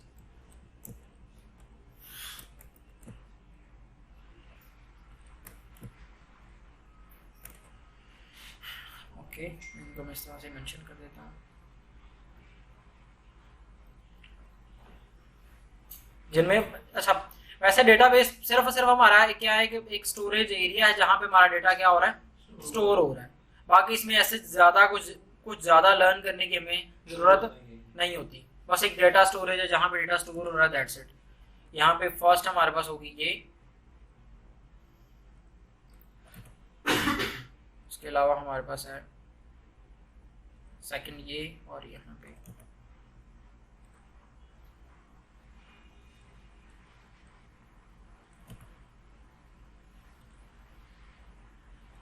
ठीक है। ये तीन तरह के हमारे पास क्या होगी डेटाबेसेस, एसक्यूएल, नो एसक्यूएल और हमारे पास ग्राफ डेटाबेसेस। ये आगे फर्दर हमारे पास एसक्यूएल डेटाबेस की भी आगे जो है वो क्या हमारे पास है कैटेगरीज हैं। कैटेगरीज नहीं कह सकते, हमारे पास बहुत सारे प्रोवाइडर्स हैं। जैसे हमारे पास एसक्यूएल डेटाबेस में हमारे पास ओरेकल एसक्यूएल है, हमारे पास माई एसक्यूएल है, ठीक है, माई सीक्वल है, ठीक हो गया। अच्छा एसक्यूएल और सीक्वल, ये मतलब क्या ये वर्ड एसक्यूएल या सीक्वल सही है?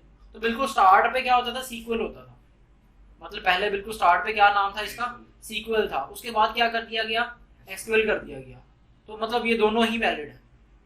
बहुत सारे अभी तक लोग क्या कहते हैं सीक्वल, ठीक होगा, और जो बिल्कुल स्टार्ट है कहते हैं एसक्यूएल हो चुका है तो एसक्यूएल ही हम कहेंगे, ठीक है। तो मतलब ये दोनों वर्ड ही ठीक है, सीक्वल और अभी क्या है एसक्यूएल डेटाबेसेस। उसके बाद नो एसक्यूएल। एसक्यूएल डेटाबेसेस जैसे एक्सेल, एक्सेल में डेटा पता किस तरह स्टोर होता है, यूज किया आपने तो किया है, ठीक है। एसक्यूएल में, एक्सेल में किस तरह से, मिसाल के तौर पे हम तीनों का आपने डेटा स्टोर करना है एक्सेल में, तो आप किस तरह से स्टोर करेंगे? नेम है, फादर नेम है, ठीक है, एज है, क्वालिफिकेशन है, ठीक है, और लेट्स सपोज एक और फील्ड्स है, कांटेक्ट नंबर है, ईमेल है। ये आपने डेटा हम तीनों का स्टोर करना है कहाँ पे, एक्सेल में। तो किस तरह से स्टोर करेंगे? जिस तरह से होता है मतलब ज्यादातर इंडस्ट्री में, वो पूछ रहा हूँ। फाइल बना के हम उसको सेव कर लेते हैं। नहीं फाइल तो सेव करेंगे, लेकिन आगे एक्सेल में किस तरह से वो फॉर्मेट किस तरह का होता है, उसको हम टेबल बना के सेव करते हैं। उसका क्या बनाएंगे, टेबल ऑब्वियसली क्या बनाएंगे, टेबल के ऊपर मैं क्या बनाऊंगा, कॉलम्स। जो मैं डाटा आपका स्टोर करूंगा उसी के क्या बनाएंगे, कॉलम्स। और कॉलम्स के अंदर मैं क्या करूंगा, आगे नीचे हर एक कॉलम के नीचे अब 3,000 जितने भी स्टूडेंट्स होंगे, क्या हर एक स्टूडेंट की अपनी क्या बन जाएगी, कि रॉ बन जाएगी। तो वो जितने भी हमारे पास डेटाबेसेस इस स्ट्रक्चर को फॉलो करती हैं, कौन सा स्ट्रक्चर को, टेबल वाले, उन सारी डेटाबेसेस को हम क्या कहते हैं, एसक्यूएल डेटाबेसेस। क्या कहते हैं? और जिनमें हमारे पास डेटा जो स्टोर हो रहा होता है जावास्क्रिप्ट के जेसन की तरह। अब हमें नहीं पता जावास्क्रिप्ट का जेसन किस तरह का होता है, तो आगे हम स्टडी कर लेंगे। जिसमें हमारे पास ज्यादातर हमारे पास डेटा स्टोर हो रहा होता है, मतलब टेबल की फॉर्म में नहीं स्टोर हो रहा होता। टेबल की फॉर्म में, इधर तो टेबल की फॉर्म में जितना स्टोर हो रहा है वो हमारे पास एसक्यूएल है, ठीक है। जिधर टेबल की फॉर्म में स्टोर नहीं हो रहा वो हमारे पास क्या है, नो एसक्यूएल है। और इसमें अच्छा नो एसक्यूएल है, ये ग्राफ में भी तो टेबल नहीं है, तो जी कर ले।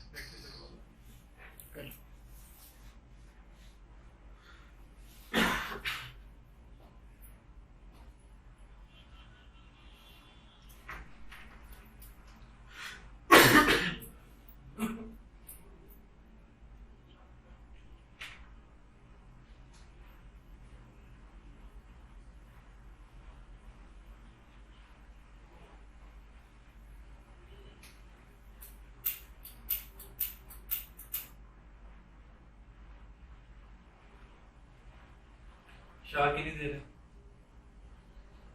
चले गए, ओके।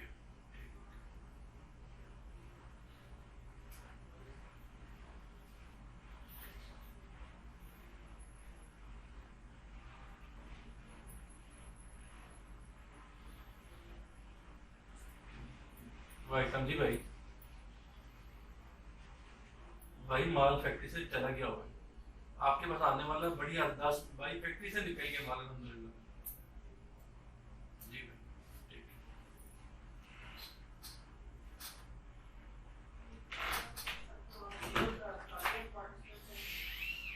मैं आ जाता हूं, मैं कर दूंगा। है। ये एसक्यूएल से बताइए। एसक्यूएल हमारे पास स्ट्रक्चर्ड क्वेरी लैंग्वेज, मतलब एक लिहाज से आगे मैं अभी भी किसी भी चीज़ के ना डेप्थ में नहीं जा रही, क्योंकि इन सारी चीज़ों को अभी हमने सीखना है जी। अगर मैंने यही बताना तो फिर तो हमने फुल स्टैक डेवलपमेंट अभी आज के दिन में पूरी सीख ली है, ठीक है। मतलब इस हर एक टर्म का क्या आगे डिटेल में क्या मीनिंग होता है, यही तो हमने सीखना है थ्रू आउट द कोर्स। तो एसक्यूएल डेटाबेसेस ऐसी डेटाबेसेस जिसमें टेबल होता है, क्या होता है, टेबल। जैसे एक्सेल में होता है, एक्सेल में क्या होता है, टेबल्स होते हैं। तो जिस तरह से ये मैंने टेबल बना लिया, ये ऐसे याद रहेगा ना, ठीक हो गया। कि जिस तरह से ये टेबल्स होते हैं, टेबल की फॉर्म में जिस डेटाबेस में डेटा स्टोर हो रहा है उसको हम क्या कहते हैं कि ये एसक्यूएल है। अच्छा चलें, इसको मैं इधर ही रख लेते हैं। चले, ये हमारे पास आ गई एसक्यूएल डेटाबेस जिसमें टेबल की फॉर्म में डेटा स्टोर हो रहा है। उसके बाद आ गई नो एसक्यूएल। क्या, एक ऐसा फॉर्मेट होता है जिसमें हमारे पास डेटा जो है ना टेबल की फॉर्म में नहीं स्टोर हो रहा होता, जेसन के ऑब्जेक्ट्स होते हैं, की वैल्यू पेयर्स होते हैं। क्या होते हैं? कुछ की वैल्यू पेयर्स होते हैं। जैसे मैं अगर आपको एग्जांपल से समझाऊं, ये मैं बना रहा हूँ shittybatch.com/api/english, ये मैं एक डेटाबेस को कॉल करके ना वहां से डेटा जाना गेट कर रहा हूँ। और ये देखें, ये भी हमारे पास क्या है, ये भी एक डेटा का फॉर्मेट है। क्या है? डेटा का फॉर्मेट है। जैसे ये एक जो है ना, एक फूड का जो है ना, यहाँ पे मैं आपको ये देखिए, ये एक फूड का डेटा है। जैसे इसमें क्या लिखा हुआ है, इसमें लिखा हुआ है कि ये फूड डिलीवरी एप्लीकेशन है तो उसका डेटा है। इसमें एक उसकी एक फूड की आईडी आ रही है। क्या आ रही है?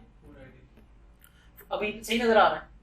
ये फूड की एक आईडी आ रही है। देन हमारे पास क्या आ रहा है? फूड का टाइटल आ रहा है। क्या आ रहा है? पनीर टिक्का। उसके बाद एक शेफ की आईडी आ रही है कि ये कौन शेफ जो है वो इसको कुक कर रहा है, उसकी आईडी आ रही है। ये स्टेटस क्या, ये फूड पब्लिश हो चुका है या फिर अभी, मतलब वो यूजर ने बस थोड़ी बहुत डिटेल ऐड करके इसको छोड़ दिया है। उसके बाद इसकी क्या आ रही है, इसी फूड की क्या आ रही है? इमेजेस आ रही है। इमेज की आईडी है, इमेज की अंडरस्कोर आईडी है। और ये देखें, ये इसकी इमेज वीडियो इमेज की है, इमेज का सोर्स है। उसके अलावा ये कब ये यूजर ने ऐड किया था, उसके बाद कब ये अपडेट हुआ था, उसके बाद इसका अपनी कुछ डिस्क्रिप्शन है, पनीर टिक्का विद कार्ड जो भी लिखा हुआ है, ठीक है, शेफ ने। उसके नीचे उसकी क्या आ रही है? प्राइस आ रही है कि 120 रुपीज का जो है वो ये टिक्का है, ठीक है। तो ये जो डेटा है, क्या ये टेबल था? ये क्या है? की वैल्यू पेयर्स है। क्या है? की वैल्यू पेयर्स है। की में किनको कह रहा हूँ? ये जो वाइट वाइट है, टाइटल, जिनको हम एसक्यूएल में क्या कहते हैं? कॉलम्स। एसक्यूएल में इनमें अगर ये टाइटल होता तो ऊपर में क्या बनाता है? एक टाइटल का कॉलम, ठीक है। अच्छा, तो इस तरह से हमारे पास क्या आ जाएंगे? ये हमारे पास की वैल्यू पेयर्स के साथ जो डेटा आ रहा है इसको हम क्या कहेंगे? ये हमारे पास है एक क्लास से, ये नो एसक्यूएल डेटाबेस का की वैल्यू जेसन वाला फॉर्मेट है। कौन सा है? जेसन वाला फॉर्मेट है, जिसके जरिए अब ये जेसन मजीद डिटेल में हम कोर्स में डिस्कस कर लेंगे। क्लियर है? यानी ये जो वाला जो फॉर्मेट है इसको मैं क्या कह रहा हूँ? ये नो एसक्यूएल है। इस तरह से नो एसक्यूएल का डेटा होता है, ठीक है। ये ज्यादातर ऐसे लग रहा है कि कोड की फॉर्म में है, ठीक है, मतलब कोड की फॉर्म में है। अच्छा, तो यहाँ पे ये आ गया, ये मैंने आपको इस चीज के बारे में बता दिया कि ये हमारे पास नो एसक्यूएल हो गया। उसके बाद एक होती है हमारे पास ग्राफ डेटाबेसेस। क्या होती है? ग्राफ। ये इस तरह की, ये उसका जो है ना स्ट्रक्चर लगा लें, ठीक है। जेसन होता है यहाँ पे, ये जेसन में कुछ और ही दे रहा है, मतलब की चीज मुझे मिल रही नहीं, चलें छोड़ें, वैसे मैंने उसका बता दिया है। तो इस तरह की हमारे पास क्या होती है? ये ग्राफ डेटाबेस है, जिसमें एक क्लास है, क्या होता है, एक एडवांस समझ लेंगे ये डेटाबेसेस है जिसके थ्रू जो है ना हमारी लिंकिंग बड़ी आसान हो जाती है। यानी अगर हमारे पास एक ऐसी एक ऐसे कंपनी की एक ऐसे समझ लें कि फ्लो की डेटाबेस क्रिएट कर रहे हैं ना, जिसमें हर चीज़ आपस में कनेक्टेड है, जिसमें हर चीज़ आपस में क्या है, मिसाल के तौर पे कोई कंपनी है जिसमें हर एक जो है ना, वैसे तो हर कंपनी में हर एक डिपार्टमेंट आपस में कनेक्टेड होता है, लेकिन उनका डेटा आपस में शेयर्ड है। जैसे मिसाल के तो एक छोटी सी एग्जांपल ले लें, कॉलेज है, कॉलेज में बिल्कुल स्टार्ट में जब एक स्टूडेंट आया, उसका जब एडमिशन हो गया, तो उसी स्टूडेंट का डेटा हमारे पास फी वाले डिपार्टमेंट को भी शो हो रहा होगा, जिसने फी रिकवरी करनी है। उसी स्टूडेंट का डेटा हमारे पास जब अटेंडेंस में भी शो हो रहा होगा, जिस बंदे ने कॉलेज की अटेंडेंस देखनी है। मतलब सेम डेटा हर डिपार्टमेंट को क्या हो रहा होता है, शो हो रहा होता है, और वो आपस में क्या होता है, इंटरलिंक्ड होता है। जहाँ पे ये लिंक बहुत ज्यादा कॉम्प्लेक्स हो जाता है, जहाँ पे यानी सिंपल सा लिंक हो तो हमारे पास एसक्यूएल और नो एसक्यूएल बेटर है, लेकिन जहाँ पे ये जो लिंकिंग है ये बहुत ज्यादा कॉम्प्लेक्स हो जाए, वहां पे हमारे पास क्या है, ग्राफ डेटाबेस, ठीक है। इसमें हर एक एंटिटी आपस में क्या होती है, किसी न किसी वे से कनेक्टेड होती है, ठीक है। तो वो यहाँ पे वो समझ लें कि वो रिक्वेस्ट रिस्पॉन्स जो है ना, वो मतलब डेटाबेस फास्ट होती है, ठीक है। तो जहाँ पे बहुत ज्यादा हमारे पास लिंकिंग हो, बहुत ज्यादा रिलेशंस हो डिफरेंट डेटा के आपस में, वहां पे क्या करते हैं, लेकिन डेटा अब क्या, एक बार एक स्टूडेंट आया, उसका एडमिशन हो गया, क्या फी डिपार्टमेंट उससे जाके पूछेंगे आपका नेम क्या है, क्या आपका फादर नेम क्या है, आपकी क्या डेट ऑफ बर्थ क्या है, क्या दोबारा वो भी जाके पूछे, नहीं ना पूछेंगे, ठीक हो गया। क्योंकि उनका डेटा, उस स्टूडेंट का डेटा ऑटोमेटिक ही उस फी वाले डिपार्टमेंट को शो हो जाएगा कि ये स्टूडेंट का एडमिशन हो गया, इसकी फी पेंडिंग है, इसको रिकवर करें, ठीक है। या फिर कोई बुक्स या कोई भी ऐसा का इस तरह का सिस्टम है, ठीक है, ठीक है। अटेंडेंस है, उसकी शॉर्ट है, तो जाके जो अटेंडेंस वाला जो डिपार्टमेंट जिस चीज को इंश्योर कर रहा है कि स्टूडेंट्स जब उनकी अटेंडेंस जो है वो होनी चाहिए, तो वो जाके उससे बार बार उसकी इन्फॉर्मेशन ही लेगा, लेकिन वो अपना मेनली वो अपना रोल प्ले करेगा, वो पूछेगा हाँ जी आप इस डेट क्यों नहीं आए, यानी फी वाला डिपार्टमेंट जाकर टू द पॉइंट कहेगा इस डेट को आपका एडमिशन हुआ था, ठीक है, आपकी फी अभी पेंडिंग है। क्लियर हो गया? ये इस तरह से हमारे पास क्या है, ये जहां पे ये तो मैंने सिंपल सा बताया आपको लिंक, जहां पे बहुत ज्यादा ये कम्प्लेक्स हो जाते हैं वहां पे हमारे पास क्या होता है ग्राफ डेटाबेसेस, जो वो ज्यादा मोर एफिशिएंट होती हैं, ठीक है।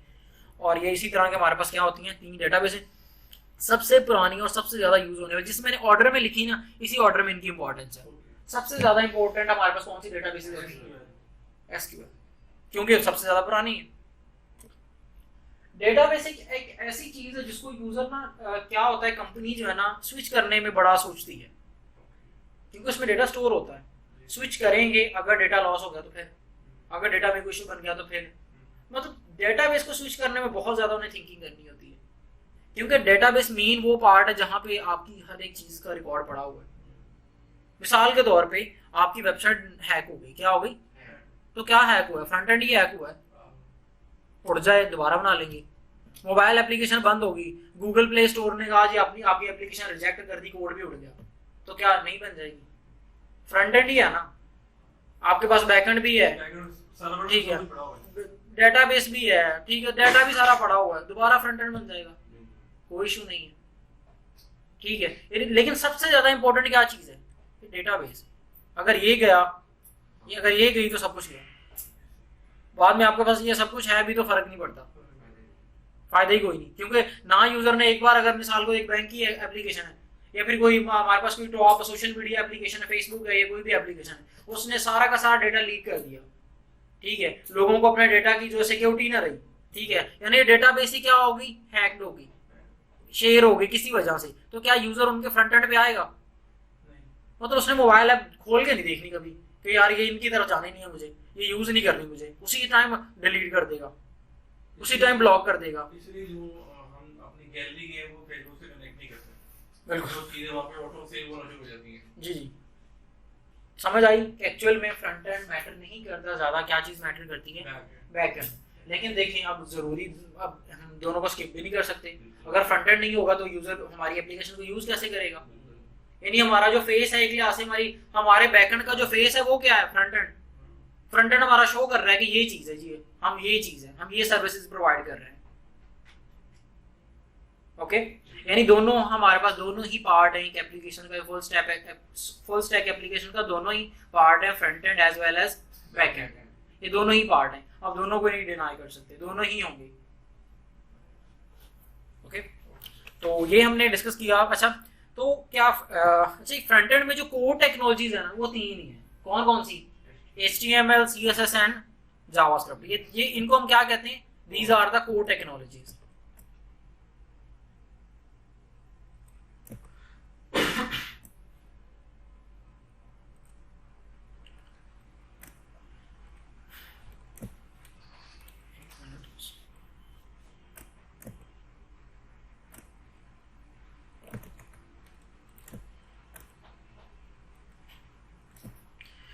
अच्छा, एक और चीज अभी डिस्कस करने लगे। These are the, ये 3 हमारे पास क्या है? Core technology. तो क्या ये काफी होती है फ्रंट एंड को बनाने के लिए? कुछ जगहों पे हमें क्या करना होता है, जब हमें बहुत ज्यादा एफिशिएंट और बहुत ज्यादा समझ लें कि कम्प्लेक्स हमने क्या बनाने हैं, हमने फ्रंट एंड डिजाइन बनाने हैं, तो वहां पे हम क्या करते हैं, बहुत सारी यहाँ पे लाइब्रेरीज और फ्रेमवर्क्स को क्या करते हैं, अडॉप्ट करते हैं, कोई कम्प्लेक्स टाइप की एप्लीकेशंस। यानी फ्रंट एंड, अब यहाँ पे ये समझ आता है कि फ्रंट एंड भी आसान नहीं होता है, तो उसमें भी प्रोग्रामिंग है, ठीक है। यूजर देखो, और ऊपर से अगर बैकएंड में कुछ इशू बन भी रहा है तो यूजर को पता बाद में चलेगा, फ्रंट एंड में पता यूजर ने देखते कहते ना ये मसला है, ठीक है। यानी फ्रंट एंड को भी हमने ज्यादा फोकस किस पे, मेनली हम ज्यादा, वैसे हम भी फोकस किस पे कर रहे होते हैं, फ्रंट एंड के ऊपर ज्यादा फोकस कर रहे होते हैं, क्योंकि मोस्ट ऑफ द यूजर हमारे पास फ्रंट एंड के साथ फ्रंट एंड को तो यूज करते ही करते हैं, साथ में अगर हमारा कोई बैकएंड वाला फीचर है वो तो एक अलग बात है, उसको यूज करते हैं या नहीं करते। मिसाल के तौर पे कोई चले बाद में। अच्छा, यहाँ पे अब जो जावास्क्रिप्ट है, जो फ्रंट एंड में हमारे पास CSS है, CSS से क्या होगी, क्या होगी? स्टाइलिंग। क्या होगी? डिजाइनिंग होगी, स्टाइलिंग होगी। तो ये स्टाइलिंग जो है ना, जो हम प्योर CSS से कर रहे हो, CSS कोर टेक्नोलॉजी है स्टाइलिंग के लिए, लेकिन जब हम इस कोर टेक्नोलॉजी के साथ CSS के साथ अपनी स्टाइलिंग कर रहे होते हैं तो टाइम बहुत लगता है। तो क्या है कि बड़ी बड़ी जो सॉफ्टवेयर समझ लें कि इंडस्ट्रीज हैं, बड़ी बड़ी जो कंपनीज हैं, उन्होंने क्या बना ली, अपनी छोटी छोटी लाइब्रेरीज बना ली। क्या बना ली? उनमें CSS का कोड अलग से लिख के रख लिया। मतलब एक स्टाइलिश सा, एक समझ लें कि एक टेबल है, एक बड़ा सा प्यारा सा टेबल उन्होंने बना के रख लिया फ्रंट एंड का, ठीक है। अब वो साइड में उन्होंने रखा हुआ है, उसको यूज कर रहे हैं तो क्या करते हैं, उसको सिर्फ उसकी क्लासेस लिखते हैं, वो स्टाइल हो जाता है अपने आप ही। यानी वो कुछ CSS का कोड क्या कर लिया, साइड में लिख के रख लिया, उसे क्या कहते हैं, ये मेरी लाइब्रेरी है, यानी नोट्स कर लिए, छोटे छोटे नोट्स बना के रख लिए, ठीक, इसके CSS के, और बाद में उनको रीयूजेबल बना लिया। क्या बना लिया? रीयूजेबल बना लिया। उनको हम क्या कहेंगे? लाइब्रेरीज। क्या कहेंगे? CSS की लाइब्रेरीज और फ्रेमवर्क्स। मतलब लाइब्रेरी फ्रेमवर्क्स हम दोनों ही वर्ड, लेकिन बाद में इसमें डिटेल में डिस्कस कर लेंगे दोनों में डिफरेंस क्या होता है वर्ड में। तो CSS की जो मेन लाइब्रेरी, HTML में हमें जरूरत नहीं पड़ती, HTML में स्ट्रक्चर ही है तो हमें कोई लाइब्रेरी की जरूरत नहीं पड़ती। लेकिन CSS में बहुत सारी हमारे पास लाइब्रेरीज बड़ी कमाल की हैं। इनमें से एक जो हम इस कोर्स में सीखेंगे उसका नाम है टेलविंड। क्या नाम है? ये उसका लोगो है, टेलविंड CSS। टेलविंड, विंड, हाँ जी, क्या नाम है? तो हम इसी CSS के साथ प्लस में क्या कर रहा हूँ, टेलविंड CSS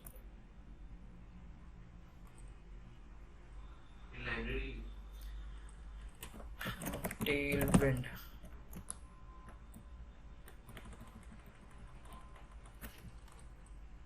तो साथ ही हम किसको यूज करेंगे? Tailwind, Tailwind CSS। Complete name क्या है इसका? टेलविंड CSS, क्योंकि CSS की लाइब्रेरी है तो साथ CSS तो आएगा ही आएगा। टेलविंड CSS को हम साथ यूज करेंगे, किसके? CSS के साथ, ताकि हमारा क्या हो, थोड़ी फ्रंट एंड की स्टाइलिंग वाला पार्ट थोड़ा सा क्या होता है, फास्ट हो जाए। हम बहुत ज्यादा छोटा से भी टास्क करना है तो बहुत टाइम ना 2-2 घंटे ना लगा रहे हो, ठीक है, क्योंकि वो 2-2 घंटे बहुत सारे डेवलपर्स ने वेस्ट करके देख लिए, उन्हें एक्सपीरियंस हो गया कि टाइम ही वेस्ट है, तो उन्होंने क्या कर दिया, लाइब्रेरी बना दी, यूज करें बाकी भी, ये फ्री ऑफ कॉस्ट है, ठीक है। टेलविंड से हम क्या कर लिया, हमने अपने स्टाइलिंग वाला पार्ट उसको थोड़ा सा फास्ट कर लिया। आगे आगे लॉजिकल पार्ट, जावास्क्रिप्ट से हमने क्या कहा था, वेबसाइट में लॉजिक्स बनती हैं, क्या बनती हैं, लॉजिकल फंक्शनैलिटीज बनती हैं छोटी छोटी, ठीक है। तो वो जो फंक्शनैलिटीज वाला पार्ट है उनको भी फास्ट करने के लिए क्या कुछ लाइब्रेरीज हैं, बहुत सारी हैं। फ्रंट एंड में भी, ये टेलविंड में भी, या CSS में भी सिर्फ टेलविंड नहीं है, और भी बहुत सारी हैं, लेकिन हम किसको यूज कर रहे हैं, टेलविंड को। CSS की बहुत सारी लाइब्रेरीज अवेलेबल है, CSS टॉप लाइब्रेरीज, अगर मैं सर्च करूं तो बहुत सारी हैं, ये देखें, ये सारी, लेकिन हम यूज करेंगे बूटस्ट्रैप। नहीं, बूटस्ट्रैप पुरानी हो गई है, हाँ? उसको नहीं यूज करेंगे, अच्छा, बूटस्ट्रैप को नहीं यूज करेंगे। ये सारी की सारी CSS के टॉप फ्रेमवर्क्स एंड लाइब्रेरीज हैं, ठीक है। इनमें हमारे पास, हमारे वाला इधर नहीं आ रहा, ये टेलविंड CSS जो है इसको हम यूज करेंगे। इसको ही क्यों यूज करना है, इसके बड़े रीजंस हैं, क्योंकि ये सबसे ज्यादा मोर एफिशिएंट है, और ये यूटिलिटी फर्स्ट फ्रेमवर्क है, यानी अगर किसी ने CSS के किसी फ्रेमवर्क को अडॉप्ट करना है ना, तो सबसे फर्स्ट प्रायोरिटी पे इसको जो कंसीडर किया जाता है, ओके, किसको, टेलविंड को, टेलविंड CSS। बूटस्ट्रैप कुछ और है, वो मजा नहीं है इसका। बूटस्ट्रैप से बनी हुई वेबसाइट जो है ना, जो एक्सपीरियंस जो है ना एक लिहाज से डेवलपर, वो देख के बता देते हैं कि बूटस्ट्रैप से बनी हुई है, सिर्फ वेबसाइट को देख के, क्योंकि उसमें थोड़ा सा ना फील आ जाती है, बहुत ज्यादा यूज हो चुका है, ठीक है। तो अभी जो, लेकिन टेलविंड से नहीं पता चलता, टेलविंड मतलब ऐसी यूनिकनेस है, आप जो मर्जी बना लो, लेकिन उतनी ज्यादा फ्लेक्सिबिलिटी बूटस्ट्रैप में नहीं है। पॉपअप्स, मॉडल्स, वही सेम डिजाइन है, लेकिन टेलविंड में अपनी मर्जी से बना, नो डाउट बूटस्ट्रैप ज्यादा आसान है तो फिर वो देखे ना, बहुत सारी चीजें वो खुद मैनेज कर रहा है, तो बहुत सारी चीजें जब आपने खुद मैनेज कर रहा है तो वो सेम आप यूज कर रहे हैं, आप भी वही यूज कर रहे हैं, मैं भी वही यूज कर रहा हूँ, आप भी, तो तीनों की वेबसाइट सिमेट्रिकली होगी। लेकिन जो टेलविंड है उसमें ऐसा नहीं है, यूनिकनेस होगी, वो इतनी ज्यादा फ्लेक्सिबिलिटी, मतलब उतनी ज्यादा समझ लें कि आसानी हमारे लिए नहीं जो है वो देगा जितनी बूटस्ट्रैप में है। तो फिर हम क्या करेंगे, कुछ यूनिक बनाने की कोशिश करेंगे, तो हम तीनों का डिजाइन क्या होगा, डिफरेंट होगा, ठीक है। तो कम से कम आपका फ्रंट एंड तो डिफरेंट ही होता है ना, बैक एंड पे चाहे सेम चल रहा है। आपको बताऊं तो शॉपिफाई में कितने लोग वेबसाइट्स बना रहे हैं, बहुत ज्यादा। सभी के बिहाइंड द सीन क्या चीज, सभी की वेबसाइट्स में क्या डिफरेंट है, सिर्फ फ्रंट एंड क्या डिफरेंट है। जितने भी CMS से हम वेबसाइट्स बनाते हैं, लेट्स सपोज हम एग्जांपल ले रहे हैं किसकी, शॉपिफाई की, शॉपिफाई में सिर्फ हर वेबसाइट का क्या डिफरेंट है, सभी में बाकी ये वाला सारा का सारा फ्लो क्या है, एक ही है, सेम ही है। वर्डप्रेस का नाम आपने सुना होगा, लोग बहुत ज्यादा डेवलपमेंट करते हैं उससे। क्या है, क्या डिफरेंट होता है उसमें भी? फ्रंट एंड डिफरेंट होता है, बैक एंड उनमें भी क्या है, सेम है। और वो बैक एंड उन्होंने खुद बना के रखा हुआ है, शॉपिफाई ने वो बैकएंड खुद बना के रखा हुआ है। वो आपको उतनी ज्यादा फ्लेक्सिबिलिटी नहीं देता कि मैं साथ बैकएंड को भी चेंज नहीं करूं उसमें भी, ठीक है। तो यानी हर एक जितनी भी आप लाइब्रेरी फ्रेमवर्क्स यूज करते हैं वो क्या चीज डिफरेंट करते हैं, फ्रंट एंड डिफरेंट डिफरेंट बना देते हैं, सभी में बैकएंड क्या होता है, सेम होता है।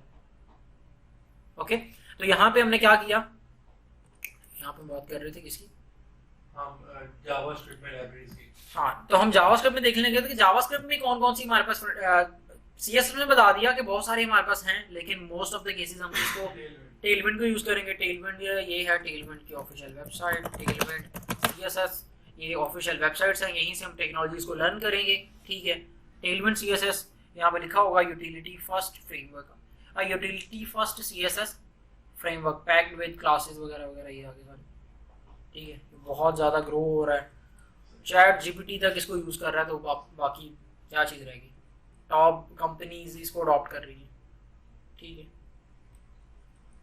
तो यहाँ पे टेलविंड सीएसएस हो गया, देन अच्छा तो और भी है। उसके बाद हमारे पास आ गया जावास्क्रिप्ट। जावास्क्रिप्ट में भी क्या कुछ लाइब्रेरीज हैं, बहुत सारी हैं, बहुत सारी लाइब्रेरीज हमारे पास हैं। जैसे हमारे पास एक है, हमारे पास सबसे टॉप पे जो जा रही है वो क्या है, ये क्या है, एक नहीं ये हमारे पास जो टेक्नोलॉजी ये है रिएक्ट है, फ्रंट एंड की लाइब्रेरी क्या है, रिएक्ट जेएस, क्या है जेएस।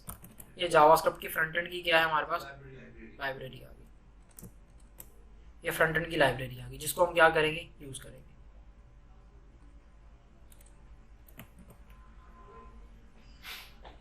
ठीक है, ये हमारे पास क्या है, रिएक्ट जेएस फ्रंट एंड की लाइब्रेरी। हाँ, फ्रंट एंड की जावास्क्रिप्ट, वो जावास्क्रिप्ट तो है ही है, लेकिन लाइब्रेरी आगे आ गई हमारे पास फ्रंट एंड। इस्मात जी, जी जी, शान साहब की कॉल आई है, कह रहे हैं कि दफ्तर मांगे। ठीक है, आगे चलो, आगे रिएक्ट जेएस, ओके ठीक है। शान साहब किधर है? वो नहीं है, ये तो नहीं, वो मीटिंग नहीं क्लोजिंग के लिए कहा है, वो सिल्वर को ही है। सबके कोई है, चलो ठीक है। अच्छा, रिएक्ट जेएस है, उसके बाद हमारे पास और भी लाइब्रेरीज हैं, एंगुलर है, उसके अलावा हमारे पास है व्यू है, लेकिन सबसे ज़्यादा जो मोस्ट पॉपुलर हमारे पास क्या है, रिएक्ट जेएस।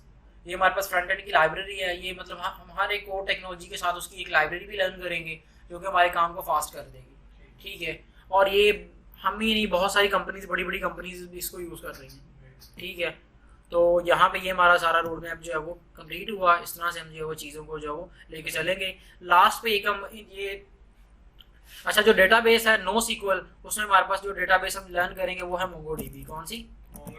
मोंगोडीबी। हम इस डेटाबेस को हम अडॉप्ट करेंगे, ठीक है। ये जो नो सीक्वल होगी ये डेटाबेस कौन सी होगी, नो सीक्वल डेटाबेस मोंगोडीबी, इसको हम अडॉप्ट करेंगे। बाकी भी हैं लेकिन मेनली हम इस पर फोकस करेंगे, ठीक है। तो इस टोटल जो टेक्नोलॉजी स्टैक है, जो इनको सारी चीज़ों को मिला के हमारे पास एक स्टैक बनता है, उसे हम क्या कहते हैं, मन, MERN, मन स्टैक। क्या कहते हैं, मन स्टैक इसको हम कहते हैं, जिसमें हमारे पास M से मुराद है हमारी मोंगोडीबी डेटाबेस, E से मुराद है बैकएंड का फ्रेमवर्क, क्या नाम है, एक्सप्रेस जेएस।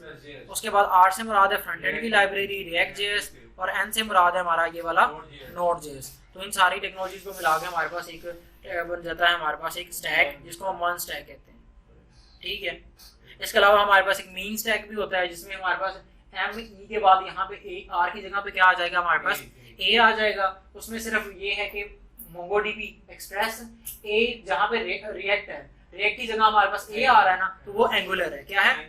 और वो एंगुलर भी जहाँ पे रिएक्ट थी, उसी एंगुलर को रिएक्ट को कौन सी चीज रिप्लेस कर देगी हमारे पास, एंगुलर, ठीक है। एंगुलर यानी किसके तौर पे आएगा, फ्रंट एंड, इसको रिप्लेस करने के लिए आ जाएगा हमारे पास एंगुलर, जावास्क्रिप्ट की लाइब्रेरी के तौर पे, लेकिन वो एक फ्रेमवर्क है, वो डिफरेंस हम कर लेंगे आगे मजीद।